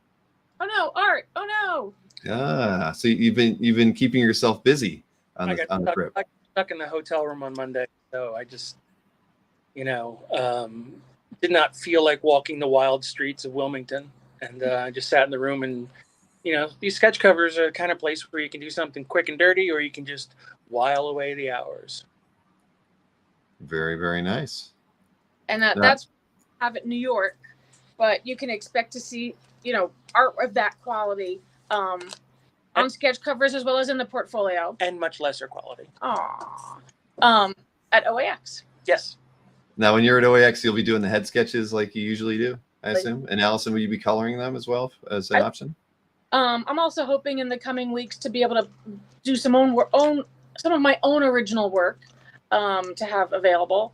And we were contemplating perhaps having a drawing table where Adam could sit and work on pieces and people could watch. So yeah, I mean, we're still kicking around ideas. We're still making plans, and it all depends on whatever my exhaustion factor is at the moment. Allison makes a suggestion. But we're gonna do a lot. We're gonna do a lot of stuff at the show, and we're gonna drink a lot. We'll drink a lot at the show. Have some fun. Did you drink a lot tonight at the casino? Yes. I'm jealous. Casino nights are always fun, but yeah, that's cool. I'll tell you, we're definitely going to have a couple of videographers, walking the floor because people have volunteered. They're like, we assume billing, he's like, you want to capture everything, right? And of course I do. I mean, I was talking with Jeff Singh earlier about, the fact that it's hard to really do a first show because you can't even show any examples of what the show is going to be. You don't have anything. So we've got a couple of people who are going to be shooting video, taking a lot of photos. So I think that's great. The more people who, if Adam does have his drawing table with them, that'll be fantastic. We get a little recording of some things being done there. Maybe we can even do a live stream. There's plenty of opportunities, I think, with the show that we've not yet fully explored with the venue and what we can do. But the great thing is we have a lot of people who've just offered up their time. They want to help us out and make sure that it's a well documented event. In terms of price points, people are eager to know because we're going into New York, we're going into the holidays. we're looking at, again, I said like an 8x10 size as well as an 11x17. Cool. We told them. We told them that. Right. We're looking at probably in the ballpark of 6,000 for the smaller one, 11 or 12,000 for the larger one. We're also talking about trying to we're kicking around the idea of these are grayscale commissions, but if somebody wants color, we can set that up. If somebody wants something else, we can talk about the options. I'm getting guppy face from Adam.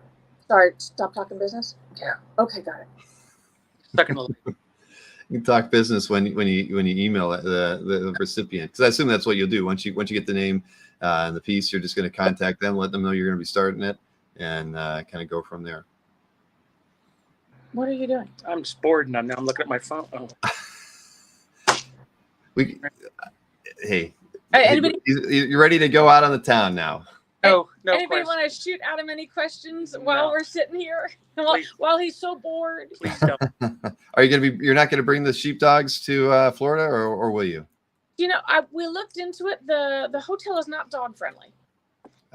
Yes. Yeah, so that is one difficulty. Another one is the dog that we've been showing this weekend, Hermione. We might be having puppies. So if she's all knocked up in preggers, then she's sitting home. Find ourselves like a good nanny, like dog sitter person. Make sure that she stays home and eats bonbons and gets good and chubby for puppies. Well, that's understandable, definitely. Kelly says we can house them in my house. Well, yeah, I have 3 cats though. That might not mix very well, but your cats won't like it. Our dogs love cats. They do. Well, my cats will probably just hide the whole time, so we can work that out. Okay. And hey, Adam, I have to tell you, I'm sure my wife is not watching right now, so I can say this. Maureen is like probably your biggest fan, so be very concerned about getting hobbled, and so you never get able to leave Florida. She is always. She is, it's funny, and I'm sure this isn't a shock to you, the number of women that love your artwork. You draw the most beautiful women, and she has been enamored of your artwork forever. I am now the owner of that. What is it? The Mary Jane.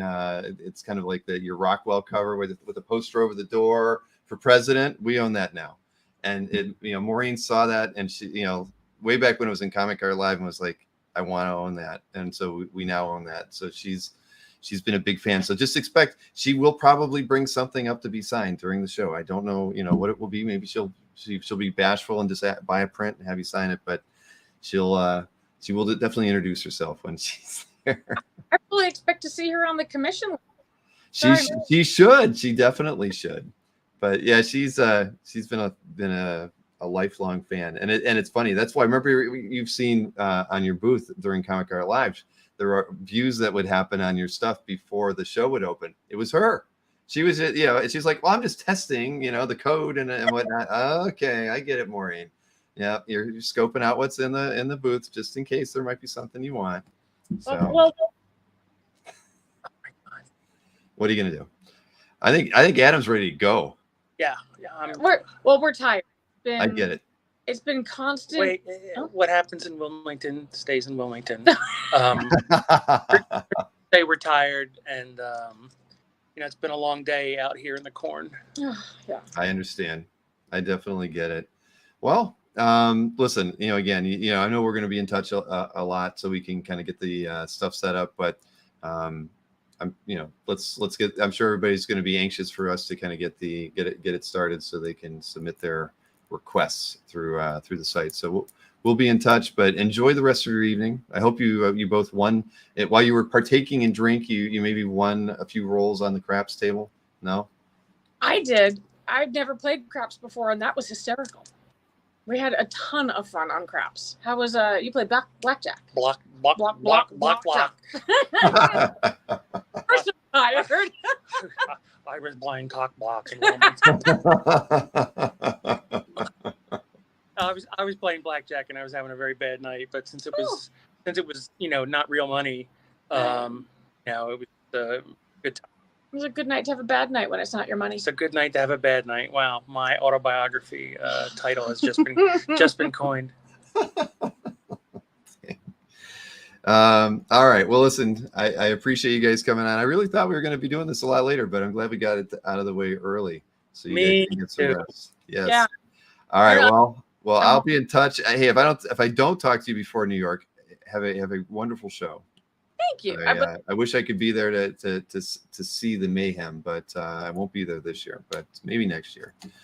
So, all right. Well, enjoy the rest of your evening. Thank you, and thank you again for doing the commissions. This is something that is very exciting. I know that's going to be fun for a lot of people, even just to see the pieces that come out of this. It's going to be great. And just to say, I mean, she's talking about the price points. There will be smaller pieces, quicker pieces at lower price points for people who can't quite, crack that bank. So it's going to be something that a lot of people can enjoy. And we'll also have a selection of covers. Our portfolio will be there, and it's just this is an added bonus on top of the sort of things that we usually bring with us to shows. Exactly. Okay. All right. And scene. All right. Good night, you two. All right. Yes. So there you have it. We're going to be setting up the commission ops form in the next couple weeks. So yeah, I don't have a firm date. I just know that it'll be after New York Comic Con. So when is that? New York Comic Con is next week, 12th through the 15th. So I would assume by the 19th we'll have something put together with more details. So you can submit them and we roll it back over to them.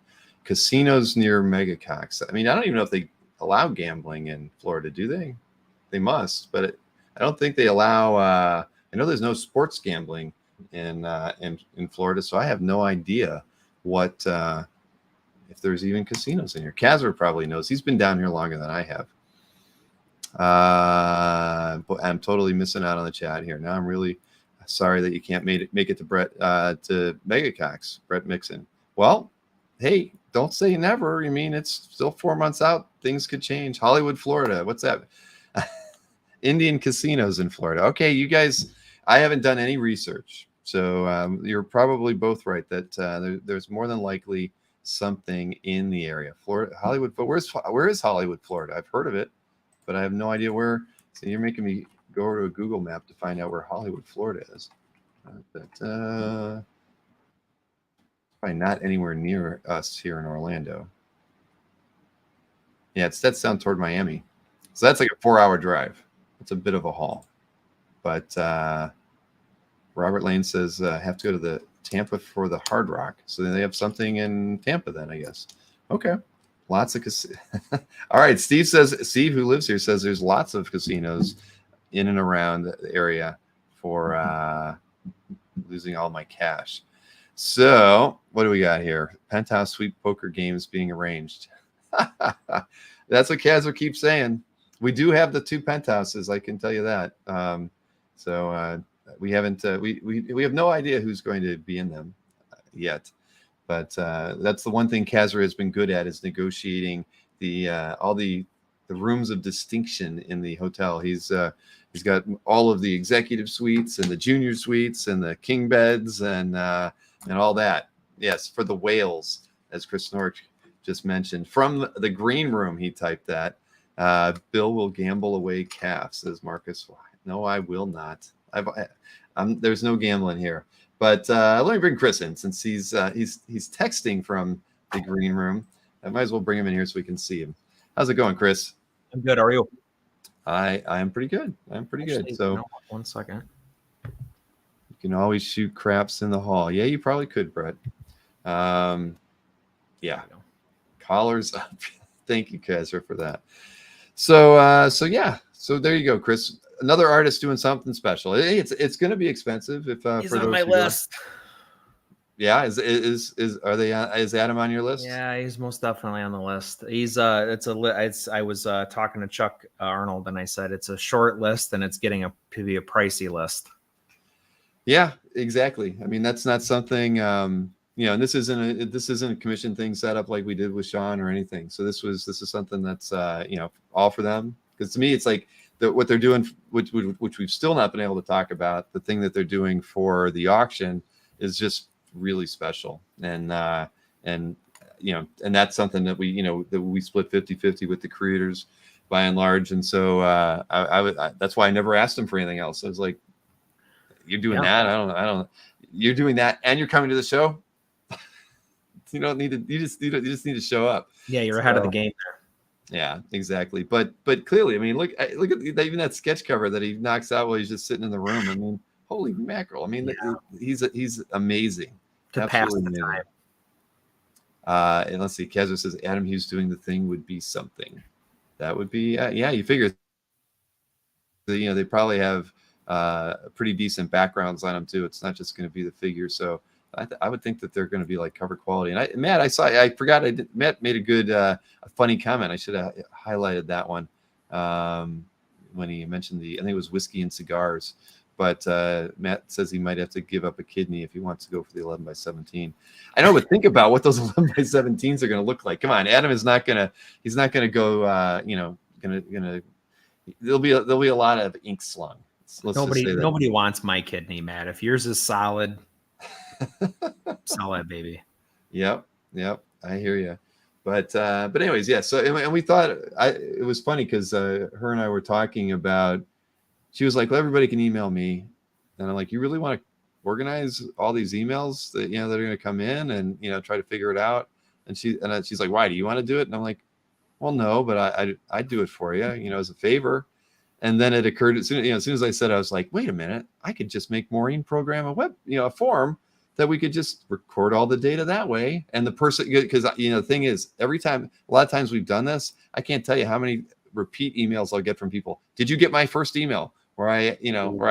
So I'm like, I want to just like totally negate that, put it through a form. The form says it was submitted, it's done. Maybe even send them a receipt. Yeah. You submitted this on this time. Boom.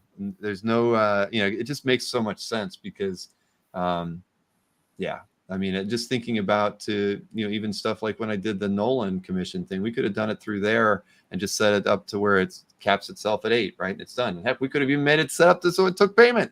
So it's just like done. So innovation through conversation. But anyway, so nice to have you here. I've got a few things to go through. Grand Admiral Burtis says, OX sounds great, but also way out of my realm of collecting. No, not really, man. I mean, at the end of the day, just like they were saying, they're going to be bringing small pieces. Adam's going to be doing his usual head sketch stuff that he does. And I think those are $100. You get $25 and you get colors from Allison. So there's art's all over the place. Commission opportunities are always going to, be a little bit higher end. But a lot of the artists are going to be bringing pre-done stuff that's probably anywhere from whatever. You can find stuff for $100 all the way up to a couple thousand. So it's not like the other thing too is that with Adam's working outside of comics for the last little while, I think the likelihood of you picking up a commission that gets picked up as a cover is high. That is very true. Even on the 8x10s, I mean, there's no reason why you couldn't make those. Right. Into a cover too. So I know the thing is, when is Adam going to take 11x17 commissions ever again? I know.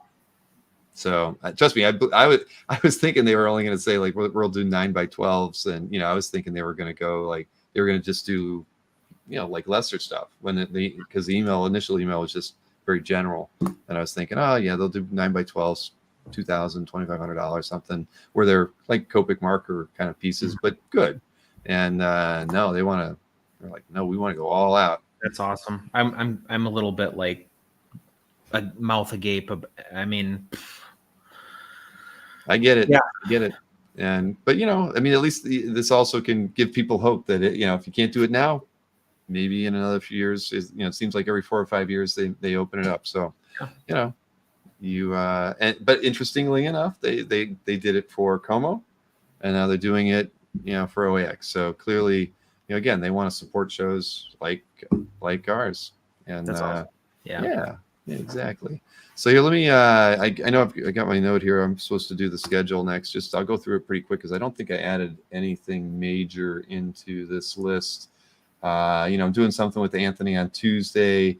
He wanted to do kind of a pre-New York thing, and I said sure, because he wants his weekly dose of getting on screen. So we're doing that on Tuesday. The sketchbook show is actually going to be on Wednesday of next week because James was busy on Monday. So we're going to have the sketchbook show then. He's actually going to have a little mini duel with art sales with the panelists. So if you're not in New York and you're free, tune into it. I have no idea what they're going to do or bring, but apparently I'm going to be hosting it. So at least the dueling part of it. So that'll be something interesting in front. And then I've got, what do I got? I got Sean Gordon Murphy. He'll be on. We'll be talking about his Kickstarter, but we'll probably get a peek at the commissions that he's got done. I emailed with him, over the weekend. I think he's got 5 of the 8 done. So we might get to see some of those. Got, oddly enough, on the 21st, I didn't want to put it down yet, but I might be doing a show at 2 in the afternoon with Brian Bolland, Roger Clark, Chris Kalacki, and Guy Mills.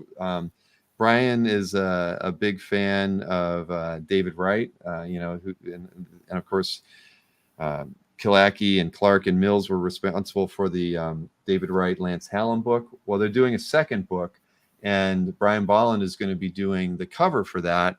And so it looks like we're going to do, probably be like an hour-long show, 2 p.m. that day, just talking about the project, Brian's love for, the artist David Wright, and, how he kind of was somebody that, whose work he always admired and why he wanted to be a part of this project with Chris, Guy, and Roger. So I'm looking forward to that. We just haven't completely firmed up that day, but I think it will be the 21st at 2. Other than that, just glancing through here, Nick Barucci and I will be doing it'll be like a spooktacular show on the 30th of October.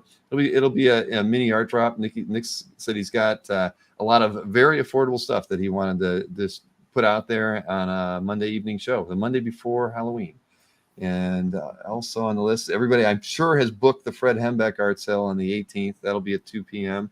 I put 2 notes in here for an ADD match on the 20th of November and the 11th of December. I'm just setting those dates aside because I've had 2 emails from people that want to do amateur matches.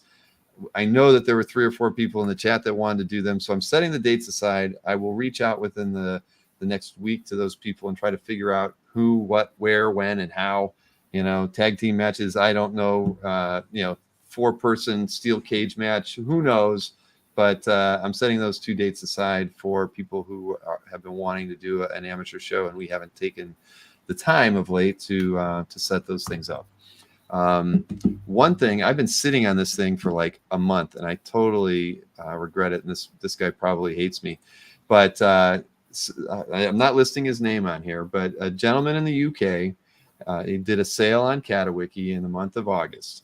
And he's in London. He shipped it from London, and this piece of art was lost in the mail. And whoever was handling the mail has basically flagged it as like missing and lost. And he's of the opinion that the art probably got damaged and they've just gotten rid of it. And so he's kind of screwed because of course the buyer didn't get it. So he refunded the buyer, but he wanted to put it out there that this Don Lawrence Trigon Empire page is missing. And if anybody does see it, I'd appreciate it if you just shoot me an email, bill@comicartfans.com, and I'll pass along any information to the gentleman who's lost the art. It was Don Lawrence art is really. There's some pretty great examples on CAF. They're so great that I've been wanting to get one for myself. So I can understand his frustration. Just the fact that you put something out there, you want to give it to a new collector, and then you lose it. So if anybody sees it, please shoot me an email, and I'll put I'll pass that information along to the gentleman, and maybe we can get lucky and this piece will turn up. I'm with JD in the chat. I lost the cover en route from Canada, so if anybody has seen my my Judge Dredd cover, I'd like that too. Oh no. This was during the pandemic, but yeah, I bought a really nice scratchboard cover from Cam that is just being published now, and she gone. Oh brother. Well, hey, I'm happy to post anything. So Jason, sure, you can send mine. Send it over to me. I'll be happy to share it. Larry says, isn't there a Lost Wolverine cover too? I don't know about that, Stolen, but I maybe. think. Someone saying, Jason says the Sandman page got lost. What's going on? Yeah, the post office really does suck these days. I can tell you that. With all the art that I've been shipping or receiving here these days, they're always like 2 days behind on what the initial date is that they state, the art's going to be here or when it's going to arrive with somebody. I had art that I shipped on a Monday that people got in California on Wednesday, but people in St. Louis didn't get till the following Monday, so you think it's lost. When it takes that long, it's just it's an absolute mess out there right now. And I don't know if it's because lack of talented labor in the USPS system or whatever, but it's definitely, no fun at all. And now that I'm shipping lots of packages, I find it more and more frustrating. Yep. So, but yeah, anybody should, that is interested in me showing, missing art, I'm happy to put it out there. And if anybody sees this 2000 AD cover by Evan Cagle, that's mine. Give it back. Evan Cagle. There you go. And any other remember the Paulo Rivera piece that was lost too? That the Spidey Mary Jane cover that we showed on that Mark Hay and Paulo did that blind auction on. That one got lost in the mail. I haven't talked to Mark about that. I was always kind of curious how that shook out with the insurance and issues there, because on such a pricey piece for it to get go lost is pretty crazy. But yes, anybody else, let me know. I'm happy to do it. Did I miss anything else in there, Chris, when I was rambling? I don't think so. No, people are just talking about art that has been lost. Maybe there should be a little like subsection of CAF where you can like hunt people down that might have your art, or you can have the community hunt them down for you. Well, I won't name names, but there was a. I will. I had a collector who apparently, so somebody will probably end up saying it in the chat because it was written on CAF. Somebody had sent something in the mail, probably early in the summer, never got to its destination. And then they posted in their CAF gallery that it was missing. And in August, or maybe it was September, somebody says, "Oh, that's interesting. I have that piece. I found it in a trash can in the state," or something like that. And they were basically trying to extort the owner of the art, or to pay them to get it back privately, and and even in a comment right on the piece. And they were, you can imagine the owner was pretty upset.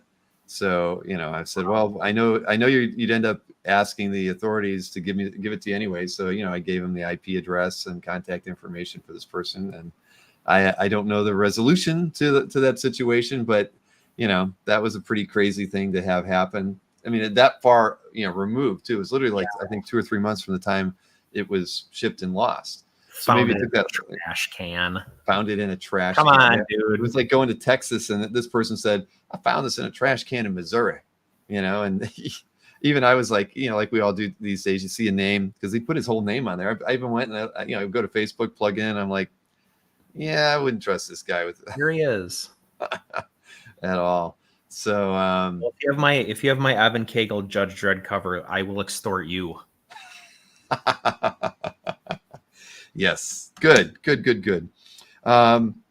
Hey, so I see, I know we've got Jason in the chat tonight. So here's something I can show. I mean, I haven't tried this yet. So if Maureen didn't do what I told her to the right way, then we have no one to blame but her. But here, let me go ahead and share my screen. Because I was having a wonderful conversation with Jason the other day, and we've decided that CAF needs video tutorials and gobs of other things that we'll definitely address in the rework that is just on the horizon. But what were we talking about? Oh, I think it started out because I asked Jason if he ever used the dashboard on Comic Card Fans. And he's like, "Oh, I use it all the time," and I'd ask Kazra, I'm like, it was just, I was kind of a curiosity how many people use the dashboard. And Jason said, "I use it all the time. I wish it could be the homepage. I could see it every time I went to CAF because I'd rather see my dashboard." And I'm like, Well, you can do that, because you just go, see, did you know that? You can just edit your dashboard and set it to be your homepage, right? And because like right here, there's multiple ways to get to it, but right here at the top, it's like, would you like to replace the CAF homepage with your CAF dashboard? Jeez, so Jason, you missed that? It's only in a yellow box with a. I know. Jason's cursing right now, saying Bill needs to make videos. And he could have stopped it. Jason's cursing right now. So as you can see, if I check that box and I hit save, all right, it says, hey, it's all saved. Now, if we were to go to Comic Art Fans right now, it should keep me on the dashboard. It shows me the dashboard, right? So he's like, so we're texting on Facebook, and he's like, cool. So he's like, he clicks the home link. He's like, it goes to my dashboard. He's like, I can't go to the homepage anymore. And, I'm like, well, it did say replace your homepage. And he's like, but I like the homepage. I want to be able to get to the homepage. I'm like, all right, stop your crying, Jason. You're supposed to be in charge of complaints, not the one complaining. But I said, I have a fix that I can tell Maureen, and she can implement this fix. And so theoretically she has. I mean, let's see if I hover over this. There's only two links to go to the homepage. It's either the logo or the little home icon there. So if I click that, look, now it works. So now you can have the dashboard be your homepage, and also get back to the homepage by clicking home or clicking the Comic Art Fans logo. So there you have it, Jason. It works the way you would like. Because apparently Jason went and was telling everybody, in whatever Facebook chat he's in, he's like, oh my God, did you know you could make the homepage the dashboard? And everybody was like, yeah, but we can't get back to the homepage, so we don't do it. Well, now we've resolved it. What kind of an egomaniac wants their dashboard to be their homepage is what I want to know. Well, think about it. Well, okay, take the gallery stats away, and what do you get? And maybe the most popular. Well, the reason I was looking at it because I've heard all the it's all it's cool to have a feed as your homepage. It'd be cool if CAF did that. Well, we have like the best feed ever. I mean, as far as like you want to compare it to Twitter or Facebook or whatever social site you can start thumbing through when you get there. On CAF, if you're a premium member, you're watching CAF galleries. Look, I've got 141 pieces added by people whose galleries I follow. Yeah, that's added. You know what I mean? And I kind of forget about it because I actually don't use the dashboard a lot. I should, but the idea that you can come in here and just scroll through artwork from people who you watch, new artwork added to your favorite keywords, and see them all. I mean, this is like, it could be done differently. It could be a big long scrolling screen of all of this as well. But we have a nicely organized dashboard that I think, to me, and then look, you can see all the classifieds, the dealers for sale that matches your keywords. It's pretty robust at the end of the day. It even puts eBay in there, for crying out loud. You know what though? I want to know, Bill, since we're in here, inquiring minds. Do you follow me? Gosh, that's a good question. Oh. Uh-oh. Am I going to get in trouble? Well, the easiest way for me to find out is to go over here. We're going to find out, because if not, we're going to correct that tonight, aren't we? Oh man. Uh-oh. Fingers crossed that I am. Uh-oh. Hey, my God. All right, now I am. Now you're you know what? The upside is you just gave a tutorial on how to follow somebody too. I did. See, we should be recording this so that I don't have to do it later. But I haven't been watching the chat at all. Oh boy, yes. Pay attention, you rubes. So we definitely see the need for a few tutorials out there. Even before we do the redesign, it would make sense to kind of put a few things out there. But the thing is, CAF is really feature rich. The problem is that, I mean, even with Jason, I'm going to embarrass you one more time, my friend. I hate to do this to you, but for everyone who's premium, well, see, the want list keyword alerts that we have really only been in place for like 3 years. The ones that are kind of an as it happens alert that goes out to premium members for artwork that's for sale. It only targets art that's for sale, whether it's in the classifieds or the dealer stuff. And the reminder on how do you get to your, actually I've got, sorry, there's multiple screens open here. And laying over too much stuff. But here we go. To set up keywords to get regular alerts, especially if you're premium members and you're looking for art for sale, right there underneath your comic art want list, you can set up. I only let you set up 20. I keep telling you guys we're gonna make more. I haven't yet. But you put your keywords in here. You will get notified within 5 minutes of artwork being added to any dealer site that we host and classifieds that get added by premium members. You'll get notified of keyword matches within 5 minutes of those things getting posted into our central 100,000 plus listing of art for sale. It's a wonderful feature, but it is only one of 2 keyword sets that actually exist. And this is what Jason, he didn't know about the other one. And, and of course there's reason for why maybe we should only have one. I don't know. But this is all about art you want to buy, whereas the other one, it's a little harder to get into, but it's, where is that? Is it your premium preferences? We have this whole thing that is about keyword alerts. We let you set up 100. So look at this. I only have 5 in mine. You can set up 100 saved searches on CAF as a premium member. And I wish I could, well, no, I can't show you an example. But the thing is that what this thing queries and sends you twice a day, and you pick your send time. You can say, I want it at 5 in the afternoon and I want it at midnight, whatever. But it will query the last 24 hours and give you matches to your keywords on things that were just added to CAF galleries that aren't for sale, that are in the classifieds, that are for dealer for sale, eBay. And then also, if you're premium, of course, you're able to follow CAF galleries. So that same email will actually give you links to all the CAF galleries that you follow that were updated in the last 24 hours too. So, super useful. But yeah, Jason didn't know that there were 2 lists. He only knew about the one, never knew this existed. And I'm like, all right, I get it. A premium member feature tutorial is probably needed. I always. How about a CAF U about CAF? That probably is a very wise thing. I mean, it wouldn't be too hard to kind of hit all the high points on there. And I'm sorry, has Jason left the chat in tears? No, he's still here. Good. He says he hasn't gotten a send from that yet, Bill. Why would you have to make 2 lists? Because one list is about you just wanting to see everything that you want to see, and the other one's about things you want to buy. Right. To me, I mean, I think that 2 lists make sense. But hey. This is how I do all my picks, Jason. I just have Somni, Mignola, Jason D'Ambrosio. I just have those keywords set up, and that's how I get all my picks. Yeah, there you have it. Well, Jason, one thing you can do back on your premium preferences, maybe since you've been a premium member for so long and you never use this feature, right here you can see email right above the keyword link is this link for the delivery schedule. As you can see, I'm the lucky guy who gets one every hour. It's part of our checks and balances system. I am the last person in every hour that runs, and that's how I know if there's a failure or not.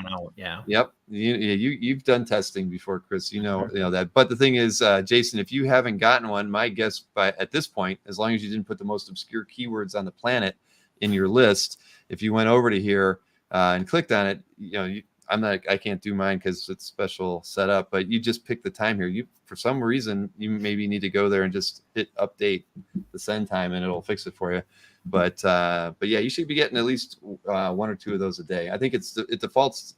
Does it have yeah, see, it could be, both might be set to none is what it might be. So anyway, you can if you set it to one time, you're going to get, because it's a 24-hour cycle, you're always going to get it. But if you want to have like a little edge, maybe you set them 12 hours apart. It's totally up to you.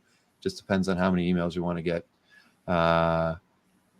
Let's see. So I don't have time to sit around and click on stuff. Jason, we're trying. Yes. Michael Patrick Sullivan took care of that. Yes, he did. Is there a way to see, Troy wants to know, is there a way yet to have control over if you want to be contacted or not? I think Troy's saying, can I have a CAF gallery and just turn off the ability for anybody to ever email me? I think I think I've been asked that once or maybe twice in 20 years. Have we added it? No, we have not added that feature, but I understand the desire for that. And it does. So it completely makes sense. Sure. If you really don't want to be emailed ever by anybody on the site, I don't see why there shouldn't be a on-off switch for it, right?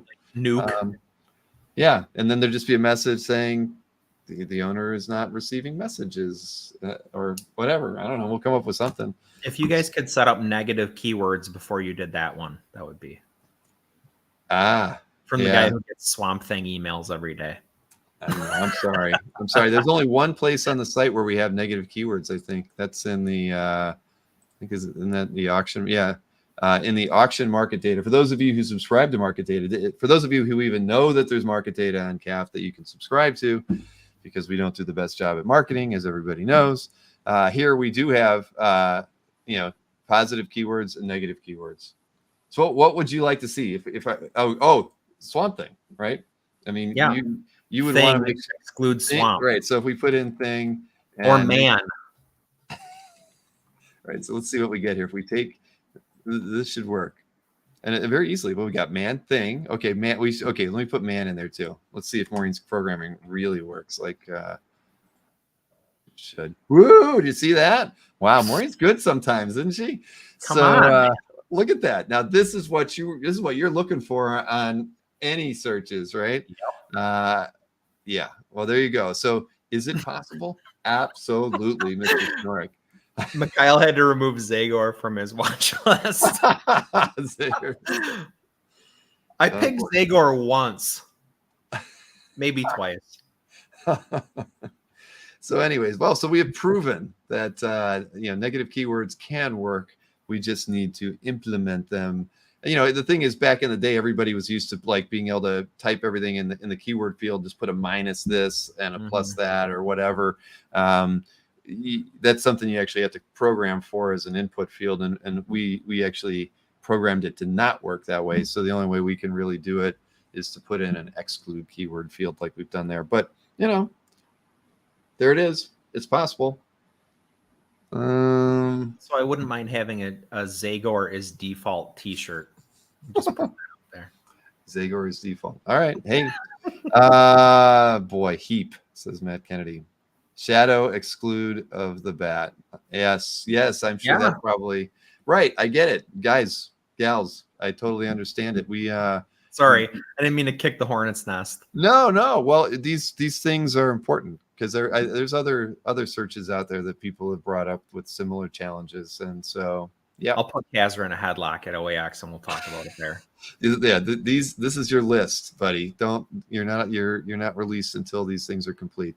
But yeah, so I'm glad I got to go over there because early on I recall we did a lot of I didn't do a lot. It was like when I was looking for something to talk about, I would go and just explain a feature or something, and that was kind of fun early on because you're always educating people a little bit on something they didn't know was there, and there's a lot on CAF that people don't know about because it's just not easy to get around. I just expect you to figure it out. Hunt and peck, you find it, make it work. Well, more features means more links to features and more explanations about features. Exactly. And as Kazra would say, we need those things, and we need to be more succinct at how we describe how to use them. Succinct is a good word when you're trying to be succinct. It's exactly. the best part about that word. He's all about it. He's like, fewer words, Bill. He keeps telling me that. I think he says it to me once a day. I'm like, I got to write this email and get it done before 5. Fewer words, Bill. Just use ChatGPT. I actually told him I was going to do that. I literally said, I got to write this thing before 5. Where in the hell's my AI program to get this thing done for me? And so he gave me crap. But anyway, we're having fun with our new work relationship. That is for sure. Yeah, Marcus says, how come no Comic Art Shop merch? Because there's going to be no Comic Art Shop in the very near future, Marcus, at long last. It was a good idea. You think about how do you aggregate stuff and things, and but it's just been sitting out there. I almost never go to it, so it's going to go away like the dodo. You know what we're missing? You know what? I can tell you why we've kept it so long. So this is an embarrassing fact, and it's a shortcoming. You know that you can't go to a person's CAF gallery and see everything that they have for sale? Can't do it. There's no link in their CAF gallery that says, show me what they have for sale. What the hell? That is the dumbest thing. You have a gallery that's called for sale or whatever. You can click every room that has a for sale beside it, but you would think that there would be a link there that just allows you to see everything that's for sale, ordered by when it was posted, ordered by price. have its own search on it. I mean, trust me, that's like one of the number one feature requests is give me a search within somebody's gallery, which we can do because we actually over on Comic Art Shop, you have a search within people's shops. So anyway, you kind of get where I'm going. It is, all this stuff is shocking, but it was funny one day when it was the day Jason was complaining that he was clicking the link in the right column and he was going over to Comic Art Shop and he thought he found a bug.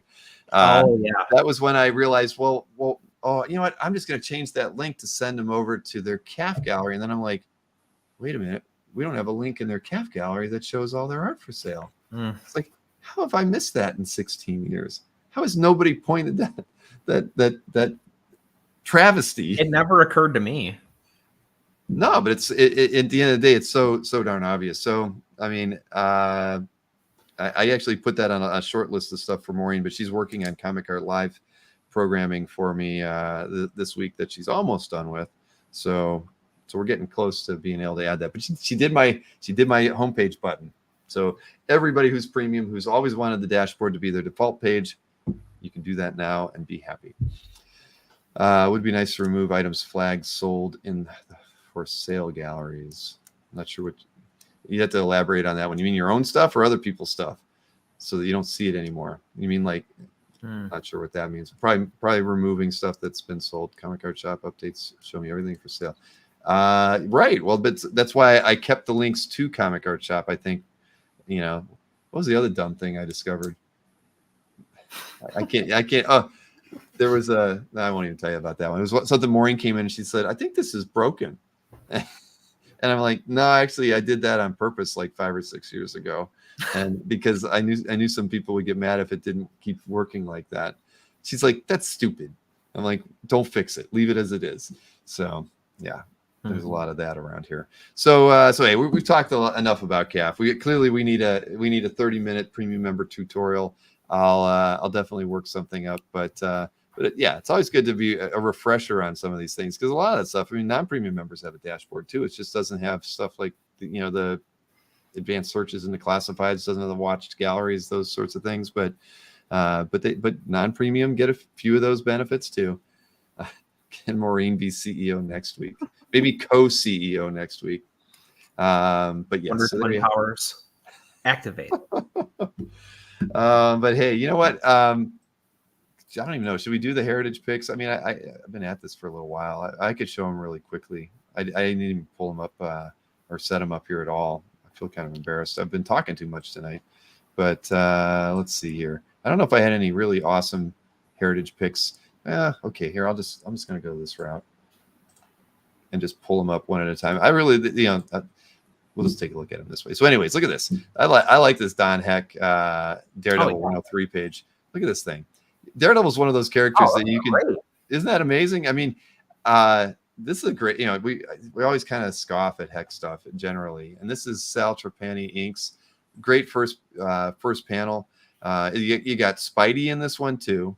And again, what I love, I mean, he's the DD's in black here, and then he DD's costume is fun, right? Because now you can reverse them out the other way. So there's this whole page is just really slick, and you get Spidey on it on top of everything else. What's not to love on that thing, right? That's such a random wonky Spidey appearance too. He's like, I know, down in a tree. Well, the funny thing was I looked at this page like 3 times. It took the 3rd time to realize there was Spider-Man on it because I was so taken by looking at Daredevil and flowing. I kept flowing around to the left and never looked at the image of Spider-Man. Yeah, I don't get when people don't like Don Heck. Like I don't get that at all. I think he's pretty terrific. I agree. And Don Heck is underrated. I don't know. He's hit or miss for me. But at any rate, this is a good page. And you should know I didn't highlight it, but there is actually another Marvel 2-in-1 annual thing in Black Bolt in it. Maybe not as good as the one that was there last week, but a decent one. So I didn't pick it. Well, here's a Magnolia page. I won't show that one. Let's see. I got a Kaluta shadow illustration that I thought was pretty nice. I don't want somebody complaining in the chat about Magnolia artwork, but nice Kaluta. What year is this? Gosh, I can't even. 88. There we go. So I thought that was nice. It's really nicely done. I wouldn't mind owning that. Thoroughly rendered. Yeah. And then there was, speaking of the Shadow, there's 2 pages from the Shadow by Howard Chaykin. Ooh, look out, Chuck Chuck Arnold's Arnold. he's cursing my name right now because I'm bringing this up. Got a Chaykin boner. Yes, he does. I wonder how that tastes. I'm sorry, man. Poor Bob Layton. At any rate, take a look at this. 2 Shadow pages from 2 different issues. One's like from issue 3, another one's from issue 4. These are awesome. And the funny thing was there's also another Chaykin page from what was the I always forget it because I never read it. That other like swashbuckling kind of guy, and his stuff is always painted. He has kind of a brown outfit. He kind of looks like an aviator. John Sable? Yeah, John Sable. No, it's the other one. It's not John Sable. Let's see if I dug around, I'd find it. Wait a minute. If I click here, I bet you it's going to put in the chat in like 5 seconds. Here we go. Dominic Fortune. Fortune. First, I picked this one, and then I saw the Shadow pages, and in both cases, I knew that that we would make Chuck a little. Yeah, see, Chuck knew what I was talking about. Either way, great Chaykin art in this week's auction. I like the Shadow pages better. I do too. That's why I was like, and you got 2 in one lot. I mean, I didn't see what they're at, but shoot, I would take either of those pages. They were very good. And I didn't linger on them, but I'm not going to linger on too many of these. I thought this was a funny one. This Eduardo Barreto Justice League Quarterly pinup. It's a pinup, all right. And thank God that the pinup she's looking at has clothes on it, because she doesn't have clothes on. What kind of pinup was Barreto asked to do when he did this? I mean, it's interesting. So that's Fire from JLI, and she was supposed to be a model. So I guess that thematically. See, I'm not a DC guy, but it is Fire. You're absolutely right. So okay, well, so it's all starting to make sense then. But I'm glad that when she posed for that, she had the decency. She had the decency to wear clothing in the spread. So yeah. And I don't think I've ever picked anything by Barreto before. So there was that one. A David, speaking of David Wright, there's a Carol Day in there. And this thing is freaking unbelievable. Oh, man, is it ever. Isn't that beautiful? I can see why people covet their David Wright artwork. Mm-hmm. I mean, this thing is stunning.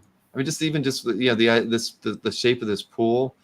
I mean, it's everything in this thing is just beautiful. I mean, with the middle, look at those backgrounds. I want to cry the more I look at it. I mean, just the silhouettes with the tree, the figures, the bench, unbelievable. Like the use of positive, negative space. I mean, Jesus. Look at that. I mean, it's so good. And it's only at $62 right now. I have no idea what these go for, but I'd love to get one of these in my collection. This stunning. It's doggone it. What's that? They're not cheap. I had a feeling that you were going to say that. Then I look at a Bill Ray Dexter's Laboratory page with our cover. It's actually pretty good. I mean, we clearly don't pick Bill Ray too often. Mm-hmm. But I thought this was good. It's screams Bill Ray too. The eyeballs. Exactly. Yeah. Doesn't it? So I just thought this was a really fun piece. And again, we're never going to pick another Dexter's Lab piece ever. So yeah, it's got bricks on it too, everybody. Hey.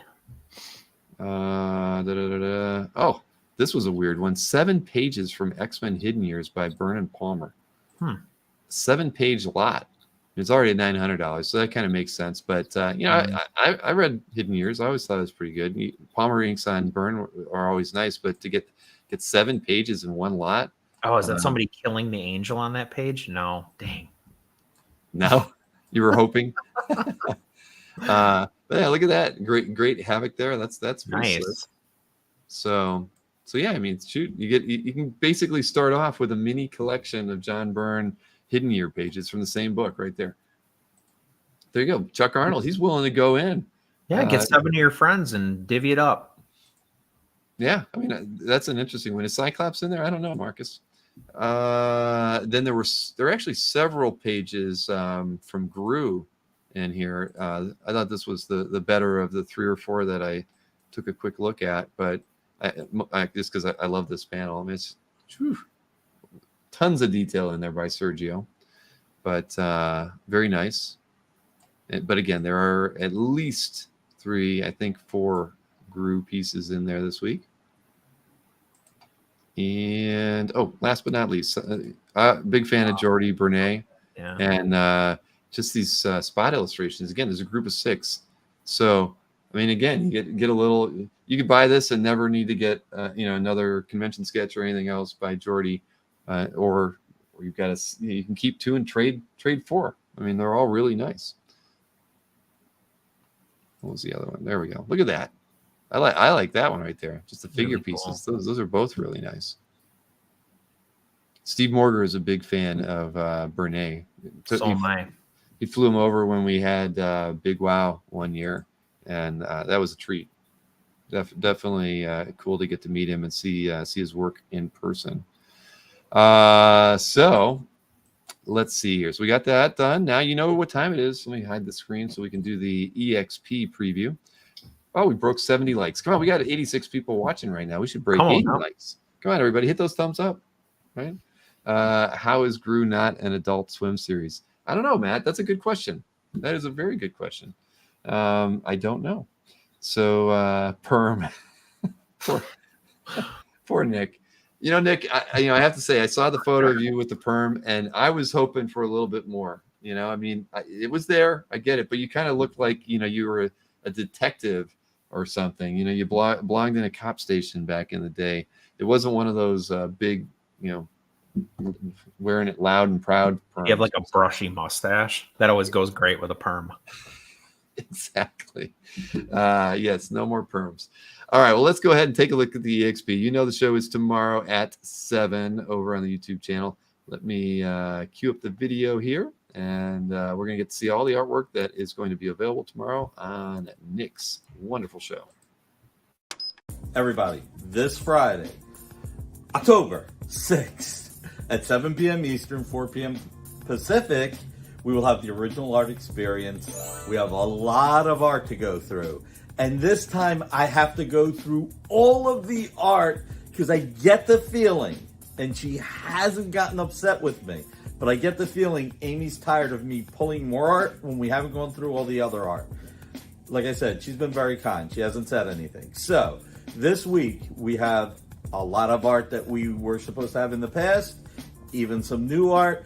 And since we're not doing a show Friday the 13th, and not because I'm afraid of Friday the 13th, but because I'll be at New York Comic Con, we've got a little bit of extra. So Friday, October 6th, 7 p.m. Eastern, hit that thumbs up before I forget, and let's go through some of the items on the show.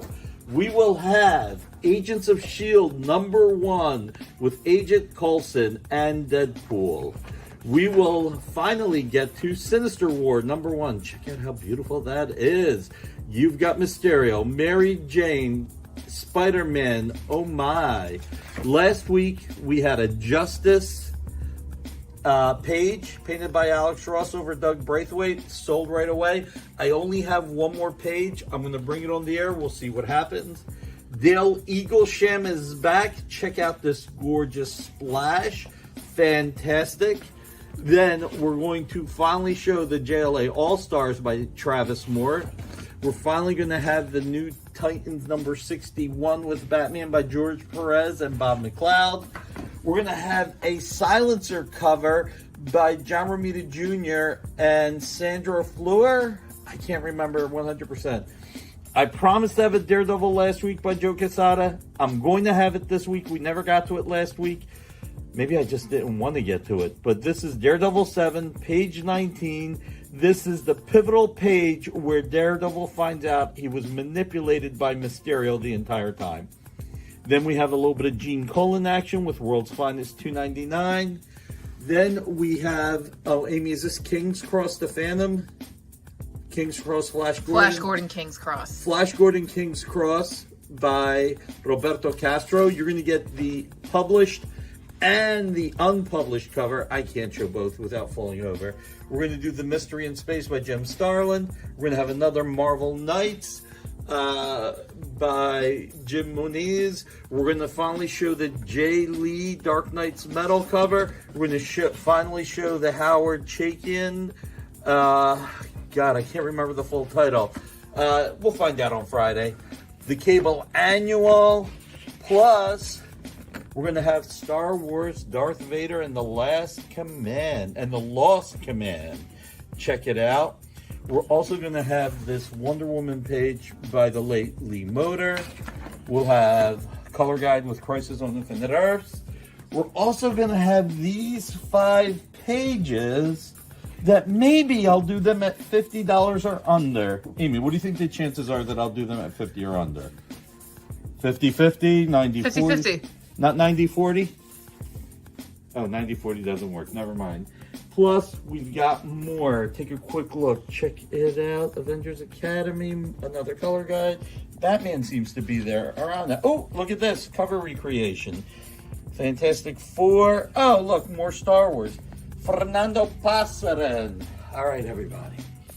So this Friday, I'm not allowed to take a break. I'm not allowed to talk on and on and on and on like I am now. October 6th, 7 p.m. Eastern, 4 p.m. Pacific, the original art experience. And you know what? Let your friends know. Go and copy the link, put it in your favorite fan sites. Help us grow the experience, help us grow the industry. Hit that thumbs up and share. Sharing is caring. See you Friday at 7 p.m.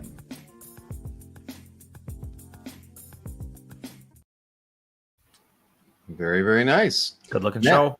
yes. Now, I was taking a look at my email while that was playing. Now, I have to ask, Marcus, you sent me a photograph.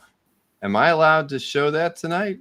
You got to give me a thumbs up in the chat because I've queued it up as a slide if I'm allowed to show it. But I also have to say, Marcus sent me some footage from Trad Moore's recent signing stuff that he did in California. Yeah, and I did not have a chance because of all the things I had going on to put it into a little presentation. So I'll have that ready for next show. But Marcus has given me the thumbs up. So, and this is funny because this is, believe it or not, this was something that came up in a conversation with Kazra and I just yesterday. So I hope Kazra's watching. I hope he's sitting down because he's not going to believe it. What I think it is. I don't think anybody's going to believe it, but here it is. Oh, this was over 3,000 days in the making, ladies and gentlemen. And it has finally arrived. The bouncing ball of justice. Yes. Look at that. It is there. It is there. So congratulations, Marcus, on your perseverance. 3,483 days after the fact. That's, it's probably not a record, but that's up there. That's probably a top 5, top 10 story that we've heard over the years. But the thing is, perseverance has paid off. You were persistent. You've waited in lines. We've seen photographs of you chatting with them and making, always reminding them. Well, here you are. It finally has arrived. Wow. Yeah.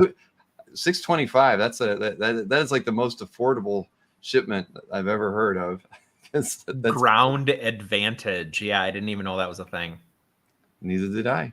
When you absolutely positively have to get it there 3,483 nights. Yeah, we need an yes, please, Marcus. You must do an unboxing. Marcus, yeah, please do, man. I don't, however you want to do it. An unboxing vid would be cool. Would be interesting. We all want to see it. We all want to know how it turned out. That you've. But congratulations. I hope it is as wonderful as you hope it to be. But yeah, but I do apologize for not getting your other stuff together for you because I did not have time. But amazing. All right, so hey, let's get to the CAF update here so we can talk about artwork too.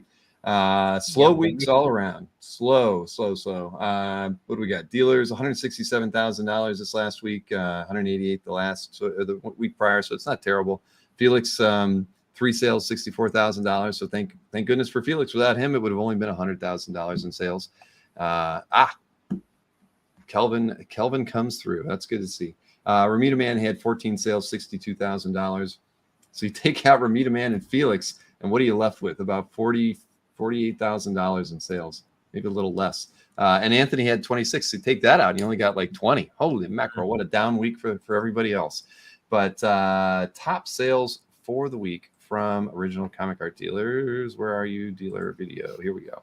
So first, well, okay, total again. See, I wasn't lying. $167,000.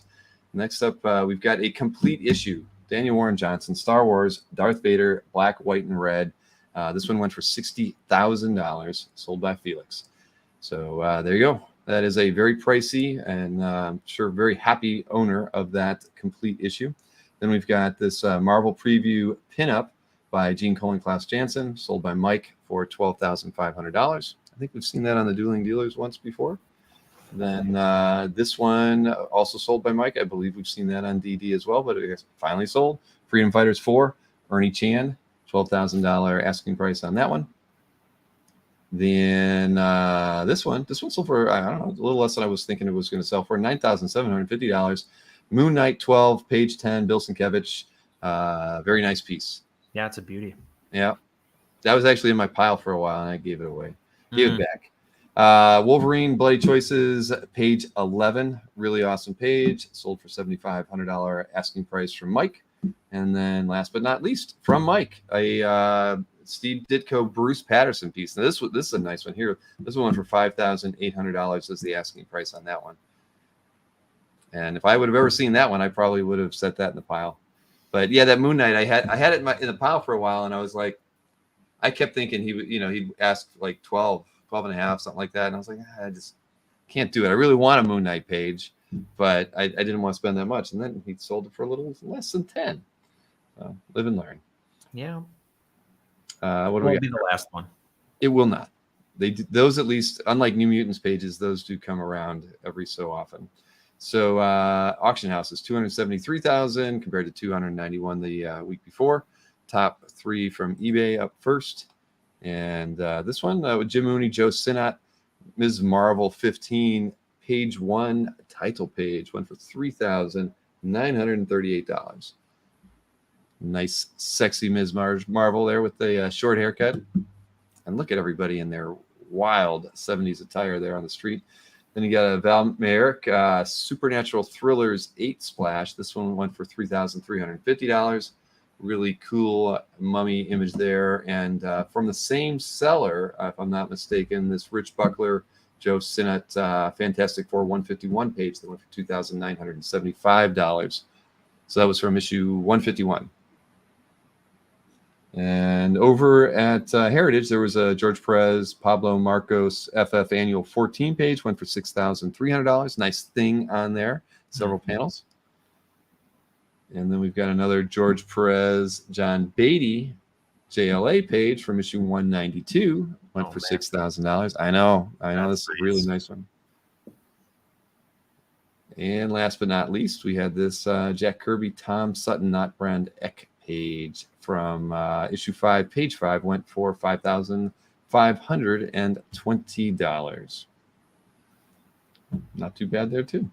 So good stuff. Hey, but no in both of those guys, no piece that hit 5 figures. So that's kind of that's where we are at as a hobby at the moment. No high ticket items hitting the market like you would think, except for complete issues from Daniel Warren Johnson.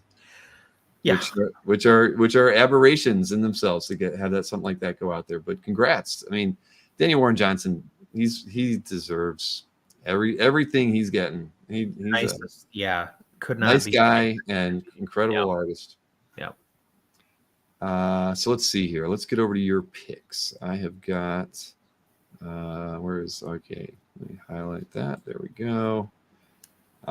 Here we've got a Chris Stevens piece in. This is in Shaheen's gallery.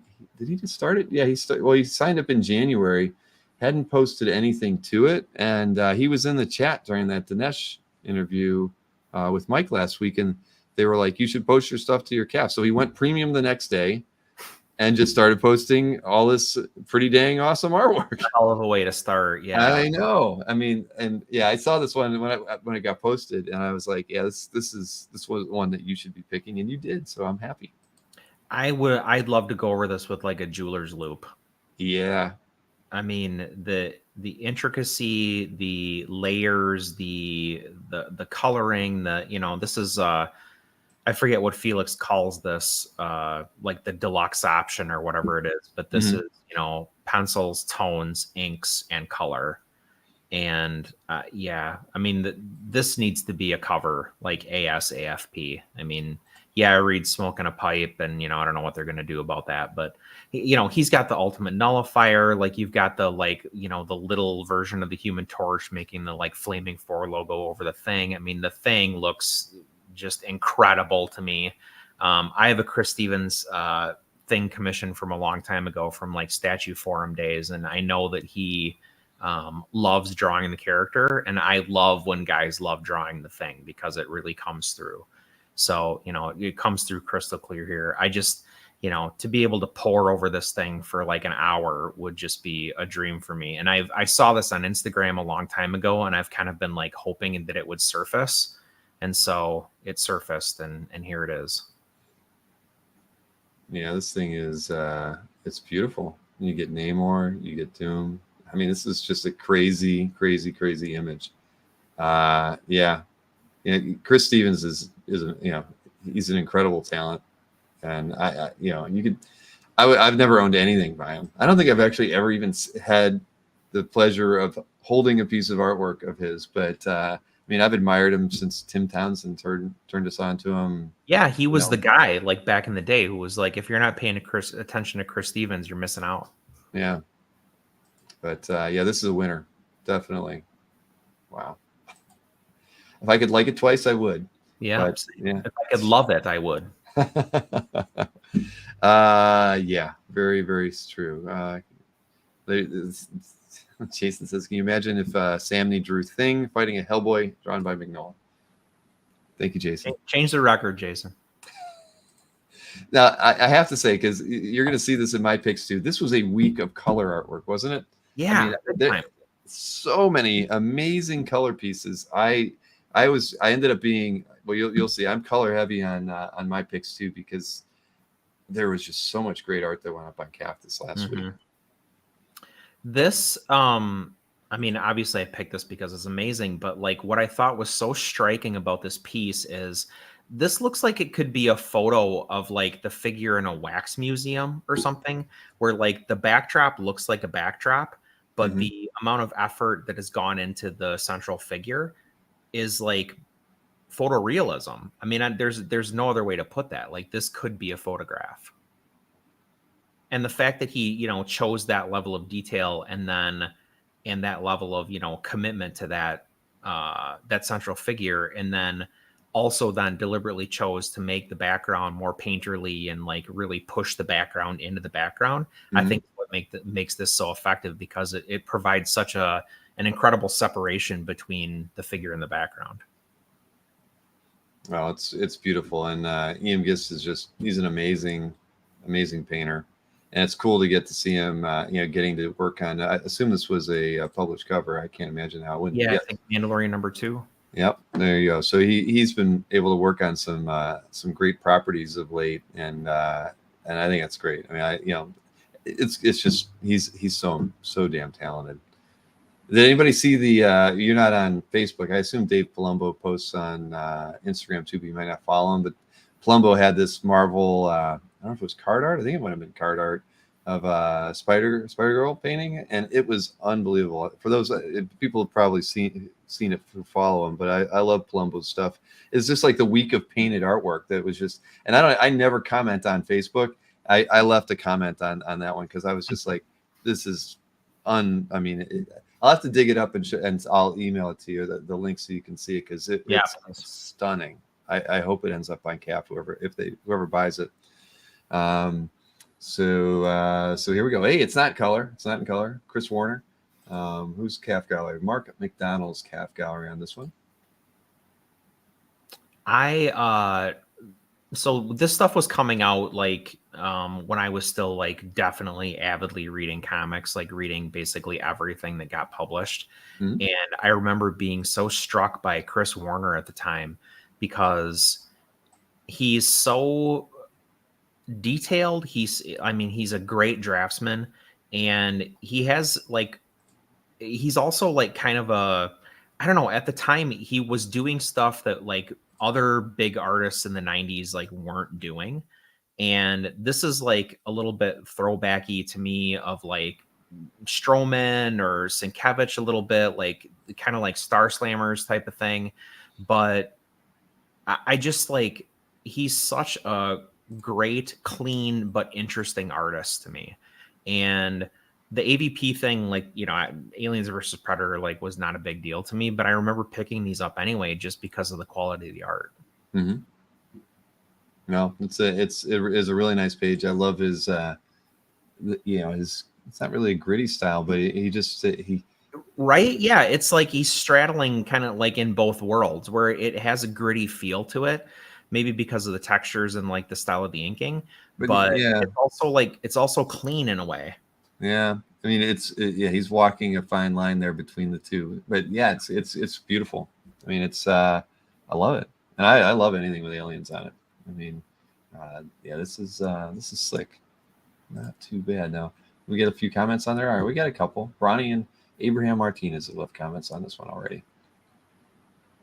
Let's see here. Okay, then not another color piece. I know you got a couple other colors in here. I thought anyway. Or maybe it was just me. Yeah. So we got a piece by Russ Manning. So this is in Phil Hester's gallery, and I think we all know Phil Hester has impeccable taste. And, you know, he said it basically better than I could ever say it. But like Russ Manning's ability to just draw is unparalleled. I mean, the wild concepts that you had to be able to, I mean, Magnus has wings for some reason on this page. And, you know, Magnus alone, kind of a wacky costume, a really wild concept for this book. Like, it's a guy who goes out and beats up robots with his bare hands. I mean, that's kind of wild unto itself, but this is just like so perfectly drawn and so cleanly rendered. And like, there's nothing left to the imagination, but there's also like nothing wasted. Yeah, the inking style is just, I mean, the jaggy lines that he's putting in these for the musculature. I mean, that it works, but it's like a little etching, you know, like it's something you'd expect to see on a coin, the way he's handling that. And then he moves into the feathers and he does them, you know, much more lighter strokes and everything. This is pretty, it's very, very nice. And you're right, the pedigree of it, pretty much anything that Phil picks up, you know, it's going to be a really nice piece. So yeah, this is slick. Just a reminder that I need to get Phil Hester back on the on for a real interview, since he's only done a panel for me once. I think. Can you put up Rich Danny's comment? Oh wait a minute, sorry, I wasn't looking at that. We're all gonna have to beat up robots eventually. I hope so, Rich. I'm looking forward to that. We need a good apocalypse. Yes, we do. Yeah, see, I knew there was some more color here. So like Greg Tacchini, I mean, look at this thing. This is wonderful in all its subtleties. I mean, all these, they're not, you know, for me, the tones, you'd think they're almost like, a lot of it's very flat, but the things he chooses to highlight really just make this piece pop. Yeah, that's really what I liked about it too. How like densely layered it is, but at the same time, the tones are, you know, almost monochromatic on some level. The composition on this is so like clever and so like well executed. Like where he chose which colors is, I mean, this is a painting, right? I mean, first and foremost, it's a painting, and then second, I think it's an illustration, and I think that's so cool in how he approaches his work. It's all like very painterly, very like fine art forward in a lot of ways, and then in my mind, it's an illustration, and I think that comes through on this. Definitely, yeah, I love it, and you know, it feels a little more. You know, the way the size of the paper is a little bit more narrow, and just kind of the way he's kind of handled, you know, that verticality going in the piece just makes it all the more fun. I love it. And to have like all these elegant shapes and elegant lines, and then at the same time have that clunky like old torpedo or, you know, whatever that is, and like, I don't know, like the concept of it alone is just amazing. Agreed. It's very nice. And Chad Garrett, congrats on that one. That's a keeper. 15-year member of CAF, Chad Garrett.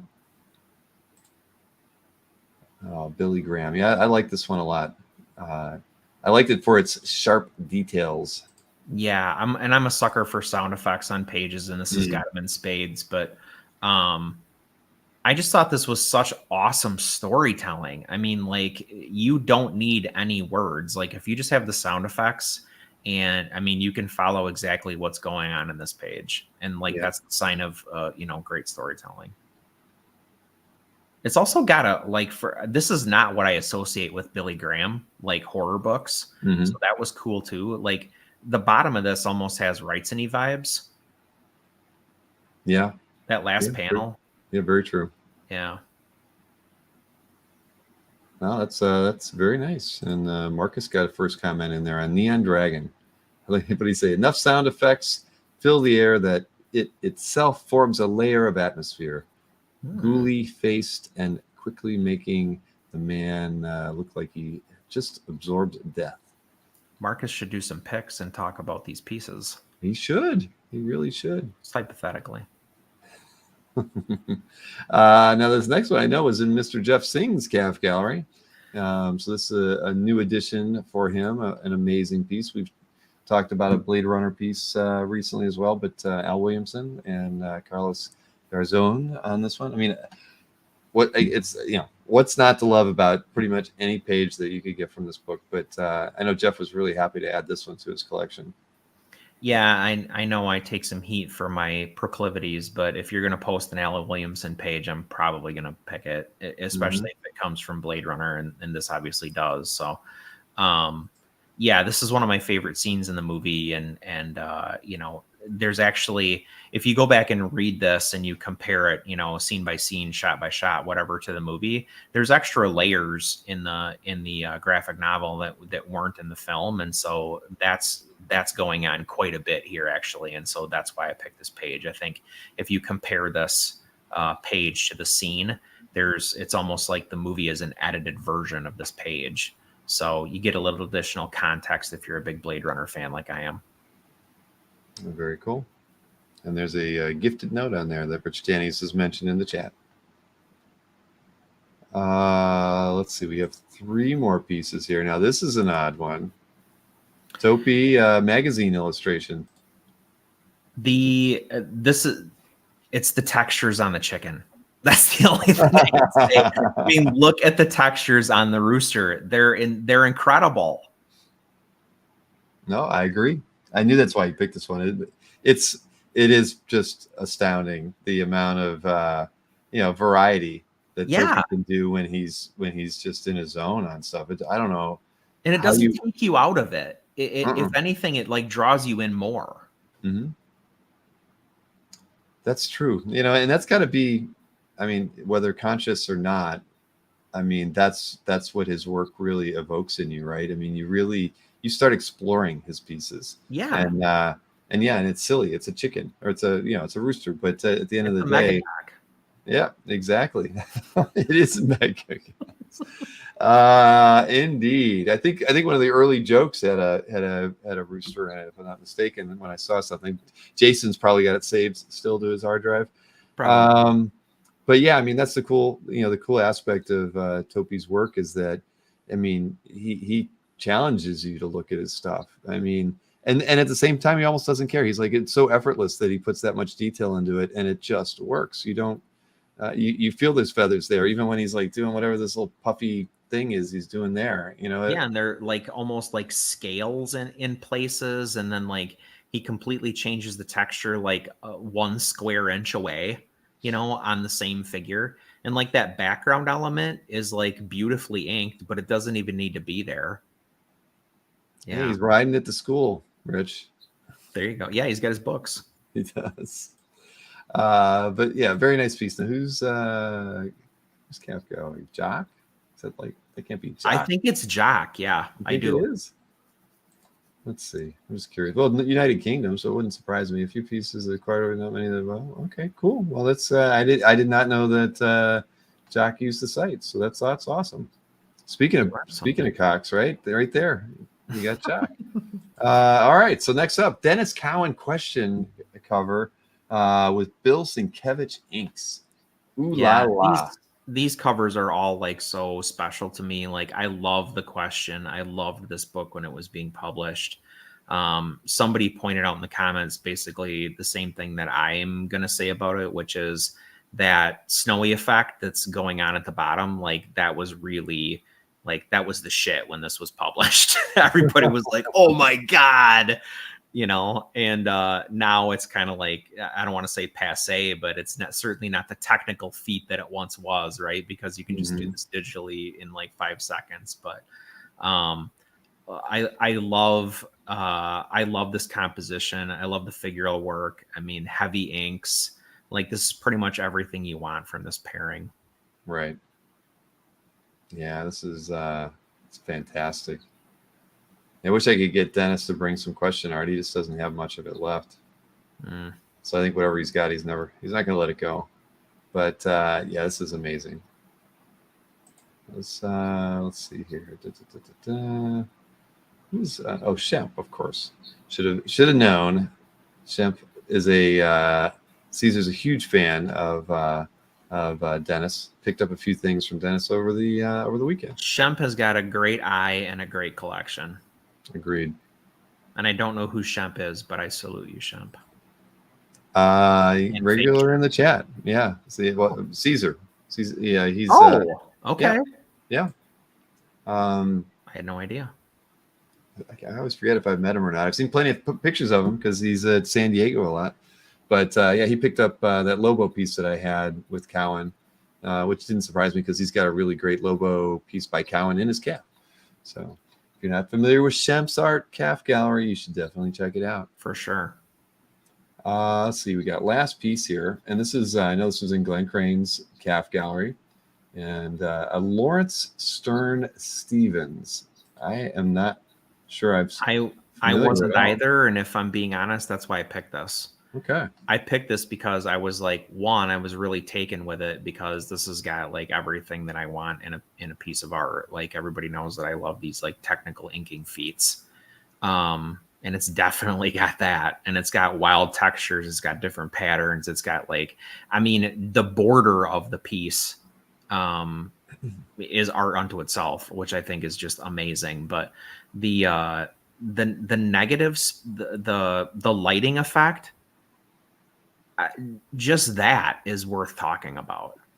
You know, the fact that it's like, okay, I'm going to cross all of these different patterns that I've put into the background with this lighting effect. And like, look at how effective that is. Look at how beautiful it is. Well, I completely agree. And yeah, I couldn't stop looking at the face in the machine either, but still, Troy says, Lawrence, hooray. He and his son were incredible artists. No, I was not familiar, but wow, I'm familiar now. That like this left a real impression on me this week. Rich says, "Poor man's Virgil Finlay."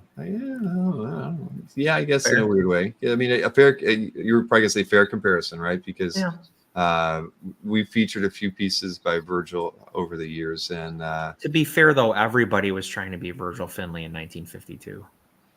Most likely. Everybody was drawing this kind of stuff. But yeah, I found that Dave Palumbo piece here. I'll drag it over here and try to slap it in this tab if I can get it to go in there. Come on, you stupid thing. There it goes. Wow. So, I mean, you know. That perspective almost like vertigo. Yeah, exactly. I mean, when you start trying to think about it and then you flip it, I mean, you actually do get a little bit of motion sickness. It's funny. Yeah. Columbo's just an amazing. See, and look, I really did comment on it. Beautiful work, Dave. See, that's about as far as I get. 3 words. But you know, you're talking here. He gave me the thumbs up.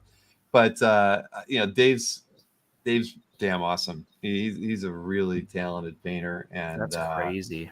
Yeah, I love the colors in this piece and the perspective and the little blue on the backpack and the ballet slippers against the orangey, like brown tone on the buildings is a nice compliment.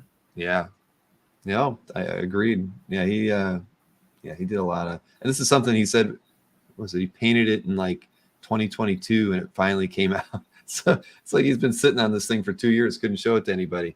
Honestly, if I'm like having if I look at the top of the buildings, I get a little bit like, I know. And it's a drawing. or it's a painting. Mm-hmm. Wow. Yeah, Dave. He needs to do more work with published characters. Did you say that's card art? I am pretty sure. Yeah, because look, it was. Damn. I just learned that an image of Spider-Gwen was shared early in the promo series from Upper Deck.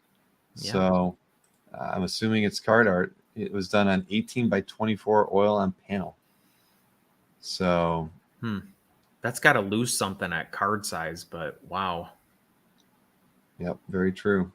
But yeah, I was expecting him to like make a post and talk about like how he was going to sell it or something, because he could be using there's a whole bunch of forums where where magic artists post stuff and sell, but I'm curious what he's going to do with it.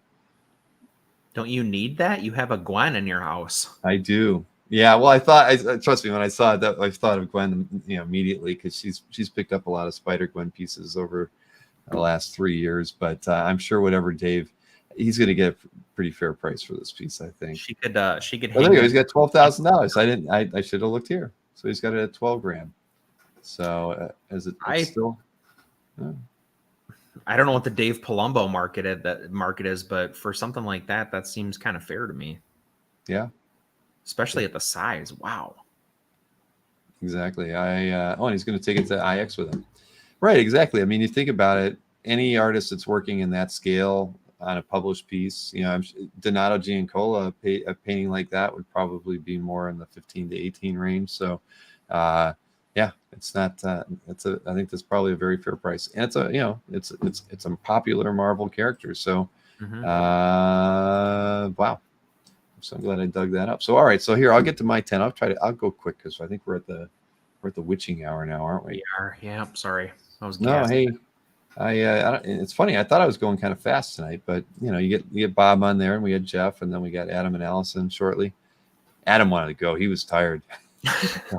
After I could tell from the moment we brought him in, he was ready to be done. Shy about it either. No, I think he likes to leave the selling to Allison, and all that. He probably would have been happier if it was just her and I on it, but he made an appearance. All right, here, let's see. Let me get where are you? Okay, here we go. See some Bill picks. Yep. Well, I'm telling you, a lot of color in mine.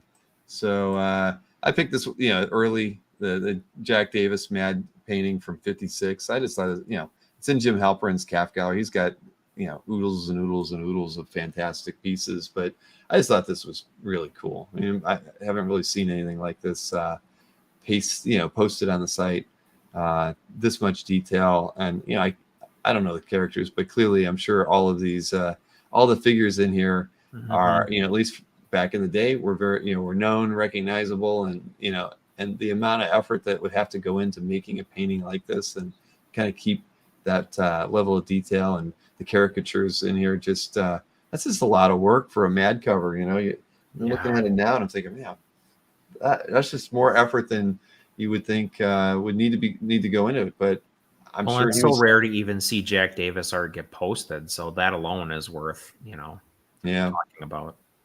No, I love it. I mean, look, he's got the rope pulled. The baby's going to trip over it. I mean, it's too fun. It is way too fun. That's amazing. Yep.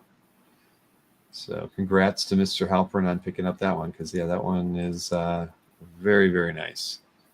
Sandy Koufax with the halo. I was looking. That was actually the one I was looking at, thinking, who is that? So thank you, Rich. You fixed that one for me. And there was a Mickey Mouse in there. And Josh Flanders is still marveling at the Cowan question cover. That's a beauty. It is. All right. So one of the few black and white pieces that I picked, this is from an artist that is repped over by Tatiana, TD Art Gallery. Is it Nir Levy? Nir Levy, yep. And I mean, he's just so. And this is it's Tyler's calf gallery, right? Got to be. Mm-hmm. Yep, Tyler T's calf. I just this thing is crazy. It's Tradmore, but in a different style. But he really is. His stuff is so distinct. I remember. I think I first saw his work when he did the mystery sketches a year and a half ago, or so, and was blown away, by his approach to stuff there. He just he definitely views the world in a different way than the rest of us, and it's cool. You know, I mean, how many times would we get the good fortune of having somebody that like borders on a surrealist artist to kind of come into to our medium, our genre, our love of comics, and have the same passion to kind of apply that visual, I don't know, dynamic curiosity into his pieces like this. It's just, it's crazy. I mean, I want to get something by him, and I don't know if I'd commission him, but I'd keep trying to get on his. I mean, look at that. Yeah, the Shadow King piece The is Shadow great. King. It's just crazy. I think what's so cool about this kind of stuff to me is that, like, the old adage is that in order to distort, you first have to understand like how to do it right. Mhm. You know, and so to be able to distort anatomy, you have to be really good at drawing anatomy in the first place, right? So to draw the basics and have the basics like nailed. And the same thing goes with perspective. The same thing goes with, you know, and so the fact that this is all like kind of twisting in on itself lets you know that Near Levy like knows what they're doing. Like they don't need to draw this way. They choose to draw this way. Right.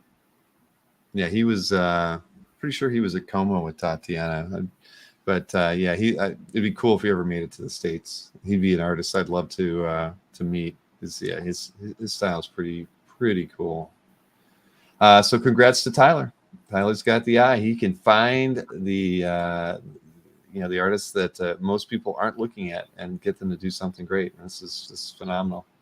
Color piece, Michael Cho. I just love the graphic quality of this piece. I love Cho's artwork anyway, but this is like an old, 4-color printed process. I don't know what, like it's almost like a lithograph. Like you just plate, and then you end up with this thing. I've just always thought his style is great. I know the scan's too small, but I just, it's hard to find something bad by Michael Cho. And a lot of times his stuff, you maybe don't get as many different colors in it, right? He'll stick with a 2 or 3 color palette on his pieces like this. I love the fact that he's got Batman and Robin pretty much colored right, and you got the I don't know. And at the end of the day, there's just something about this piece. It should be a poster. It should be a book cover. It should be a postage stamp. I don't know what the heck. It should be a lot of things because it's such a wonderful graphic image. Well, yeah, and it's so graphic, and that's what makes it so striking too. Is that like it's kind of stunning in its simplicity, and like that's pretty much what he does. And stylistically, you always know when you're looking at Michael Cho. Yeah, very true. And let's see. Next up, another color piece. Wes Craig on this one. Kaya #1 main cover. I just fun style. I like Wes's stuff a lot. I love the fact that this one is just it's actually a pretty limited palette. He's using an ink, and then he's got yellow with a teensy bit of orange in it, just to do all this. It's a fun piece. It's simple but beautiful, and I like this thing a lot. I mean, it's striking.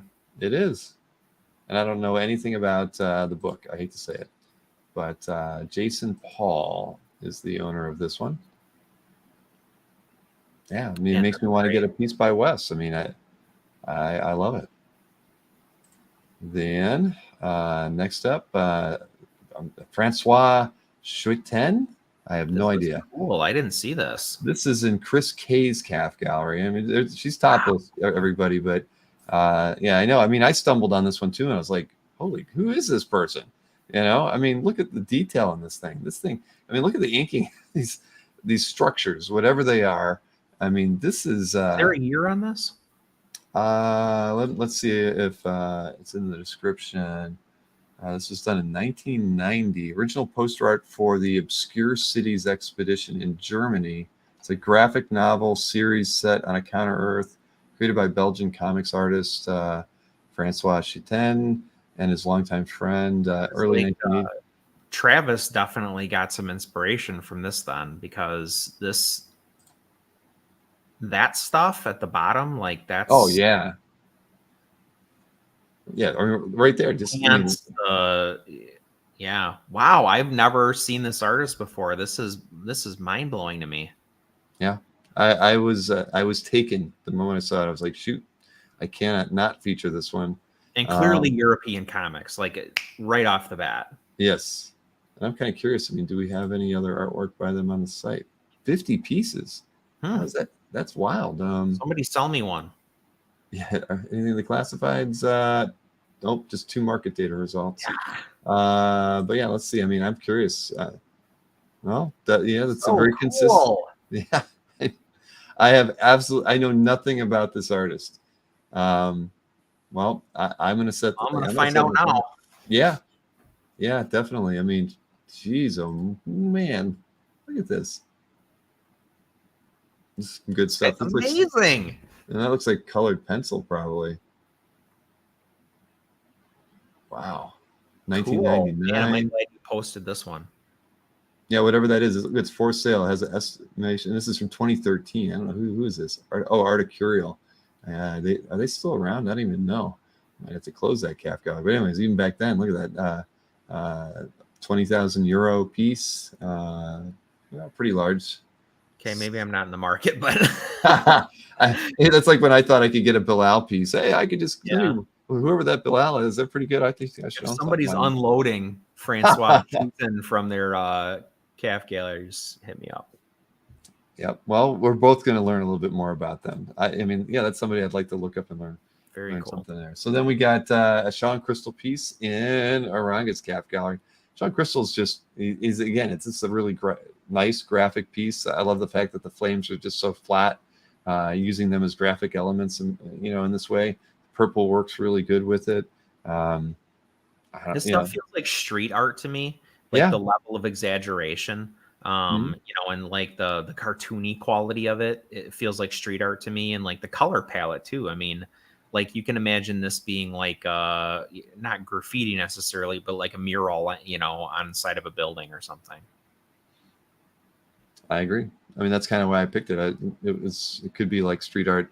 And then Rich and Antoine were mentioning that Chaten was in heavy metal back in the early days. So cool. So it really means I won't be able to afford it, like the Bilal art. But we can dream. Frazzato and obviously, a lot of those European greats. But Aranga, he's kind of he gets published stuff too, but he's done pretty well on in his collecting in the last couple of years. He's always getting some good stuff out there. And again, commission piece. I wanted to double check it before I said it, but he's gotten some good commissions. He's led a very charmed commission life, I'd say. Or maybe he just doesn't show us the bad ones when he gets them. Yeah. 4 more here to go as I'm losing my voice. This is a Daredevil Yellow DPS. I just thought this was just a beautiful piece. I mean, this is something that you could have, which could be on like the New Yorker if you took out the figure on there. It's just a really well rendered, beautiful cityscape, and not Saley. Yeah, I mean, I'm looking at it now. I just think it's fantastic. I mean, it is beautiful. So yeah, even though there's not a lot here, not a lot of storytelling going on, but just a great piece. Gorgeous image though. Agreed. And let me get the like on there. And whose calf was this? Colin L. I'm not familiar with Colin L's calf gallery. Noobs this week. Yeah. So color piece, Bill Sienkiewicz, Warlock versus Limbo. I'm assuming, let's see, what was this? It was commission. Okay. And it's in Andre's calf gallery. Just again, I love Bill. He can do no wrong when he puts his effort to it and his mind to it. I mean, I just like this. I love the smoky, billowy quality of both figures. Just a fun overall piece. And this is just cool as like looking at the shapes. Mm-hmm. Like it's got almost like counter directionality in it in a way, which makes it, I don't know, the visual interest is there for sure. But yeah, I mean, this doesn't need to be Warlock fighting a demon, I guess is ultimately my point. This could kind of be like anything. It's almost abstract. Yeah. Nope. I agree. I was, and the colors are a little muddy, but they work. The reds, are enough to really, the highlights he's put in here just make it pop. with with so much of it kind of being this muted tones here. So Bill is when he's on, he's on, and this thing is fantastic. He has that cool ability to, so like Warlock's eyes and mouth, he has that cool ability to like make something look like it's like another media. Like those almost look like he glued them on and they're like plastic. You know what I mean? Because he has that ability to like change the texture. Yeah, that's cool. Yep. And Rick loves those Warlock eyes too. And Troy says he could do a cool War of the Worlds. He would probably do a really badass rendition of War of the Worlds. He just doesn't have the time, unfortunately. But yeah, that would be pretty incredible. Let's see. So let's see another color piece from me, and then another color piece. Guillaume March. And this one, who's the other? Oh, Stefan. Okay, Stefan H. This I mean, look at that. It's just beautiful. I mean, I don't know. I'm not a big Vampirella fan. From the because it's to me it's always a little more cheesecake. I mean, I'm not a character, but I wouldn't normally look and pick a piece of Vampirella art, but I just like the color, the composition. It's a bunch of skulls.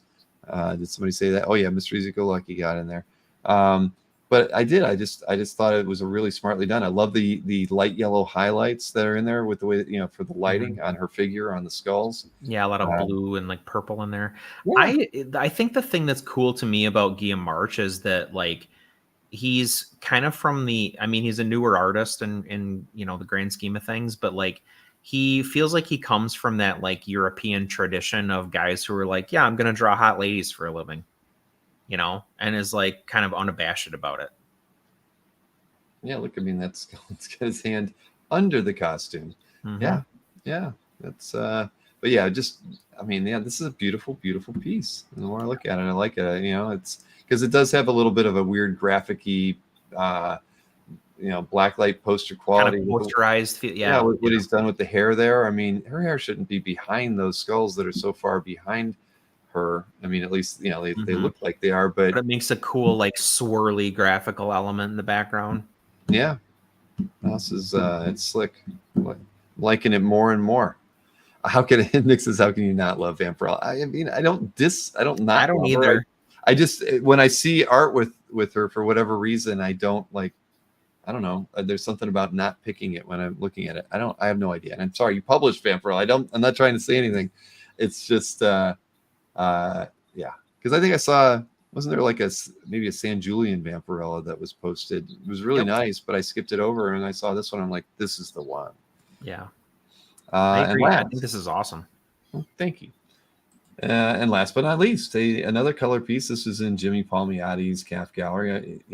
I mean, several times tonight I've thought about Joe Jusko when thinking about other painters and things. I mean, Joe's been a tremendous influence on so many young painters. I think even Dave Palumbo, I feel like I sat in on a panel with him at IX where he referenced, Joe Jusko is one of the, influential painters in his life whose work that he looked at. And, Joe's just an incredible painter. I mean, he always has been. He is today. And, Baby's Got Back, whatever on this one. It was, we did haunches. Okay, I see it. Marcus said it. But again, just a really fun piece. And I don't know, one of these days I'm going to get Joe on the channel to hang out and talk about his stuff. He just turns me down. I think he's just a workaholic and a private guy by and large. Well, this is really well designed, and I mean, it's obviously got a theme, right? It feels like the old like Ian Fleming Bond novel covers. Mm-hmm. And that's purposeful, I'm sure. And it's got I really like the signage that's going on in the background. That might actually be my favorite thing in this piece. I was just looking at that, thinking how he's made it look like a photograph practically. Yeah. The way he's painted it, as but if it's not just a little out of focus. It's just painted, yeah. Yeah, I mean, I know it's under glass, but I bet you if it wasn't under glass, it would still look like it's absolutely no. That's a trick that he did to like diffuse the light. Yeah, this is very nice. Really cool. 2 cake 2. Okay.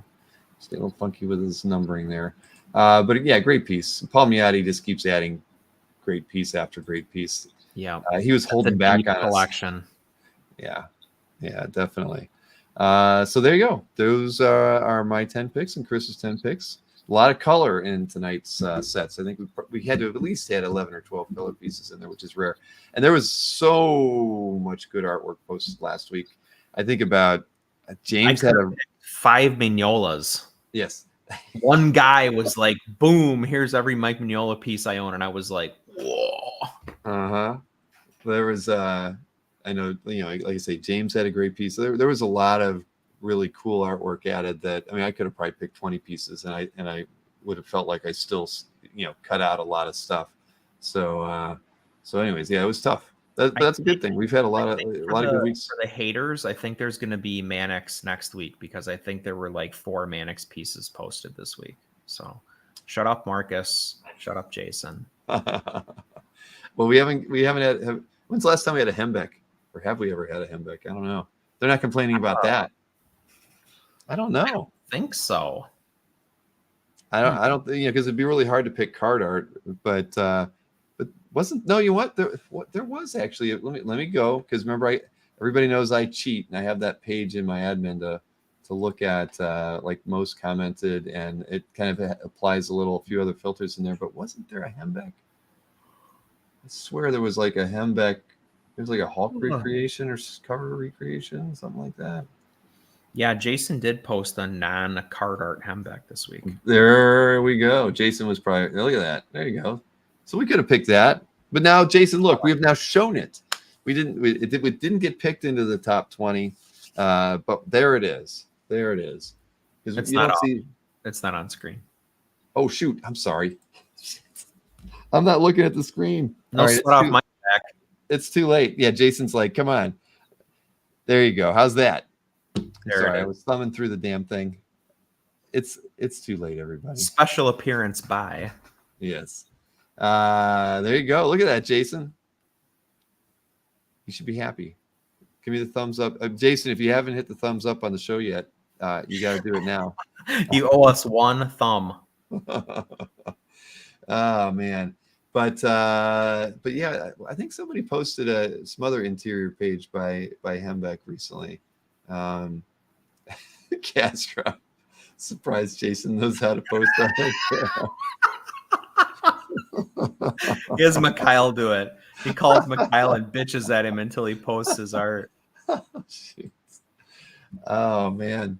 Well, I hope Jason gets one of those premium mailings sometime soon. I hope he gets a hug and a cookie. I saw that Steve Lipsky said that he was going to be giving away free cookies at OAX. So if Jason can wait 4 months, he can hang out and go over to Steve's booth and he can pick up a free cookie or two when he's over there. Where's the Dinesh photo? Thank you, Marcus. I think that was taken down after payment was received, if I'm not mistaken. It wasn't there a couple days later. I did look just to see. Anyway. It was like a milk carton thing. Like, have you seen this child? Did you get that image too? Did he circulate that to everybody he could? I just happened upon it because I go through every freaking piece of art that was added to CAF in the last week. The Bills overseers took it down. Yes, indeed. But man, I'm totally losing my voice. All right. That's my most viewed last Tuesdays is Marcus. That's your cue to end the show, is when you're losing your voice. It is. It definitely is. But listen, everybody, thanks for hanging out this long. And obviously next week is New York Comic Con. We will have a show. Of course, it may not be as well attended as tonight's was, but we'll still do it. Chris, I assume you're not going to New York Comic Con, so you'll be here with me? I probably never will. Yeah, it's a tough show. It's not on my list. Yeah, the only thing, there's some socializing that can be done there, definitely, because of certain artists, that do go to that show that don't go to San Diego. But whatever. At the end of the day, it is a tough show to go to.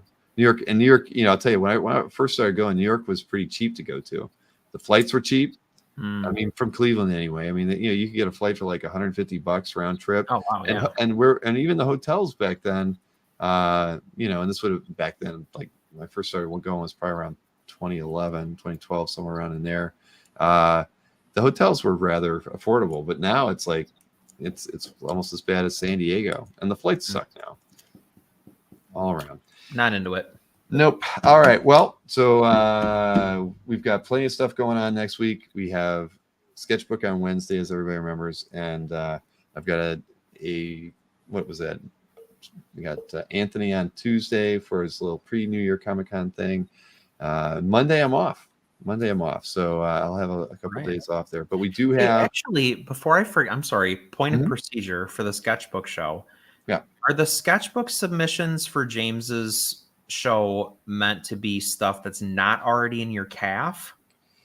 No, the Sketchbook is like its own separate gallery. It's a shared, I know that, but I'm asking, like, is the spirit of it to like post a picture that's new to calf? No, if you felt like a piece that was already in your calf was applicable to that month's theme, you could post it in there. And trust me, that's another, like Jeff Sing's wish that you could share a piece to multiple gallery rooms. A lot of people have always wanted to be able to share a piece out of their calf into the Sketchbook so they don't have to repost it twice. But well, then I'm going to be submitting this week because I got big guy art coming out my yin yang. Big guy and big gal art is the theme. Now, all I was going to say was the only thing is on Saturday, of course, I've got Mike Oming on, and we'll be looking at some great art from, I know there's Project Blue Book, and of course, Powers, several covers, few interiors will be in there. He did a couple great just commission style pieces that are going to be pretty affordable. That Starfire that I think I teased last week was, it's going to go. They'll probably I'd be surprised if we don't have multiple people wanting that one because I even want it. And so there you have it. But that'll be Saturday at 2:00 is when I'll be on again. So, all right. Well, thank you, Chris, as always. Thank you, everybody in the chat. We will see you again next week. Enjoy the rest of your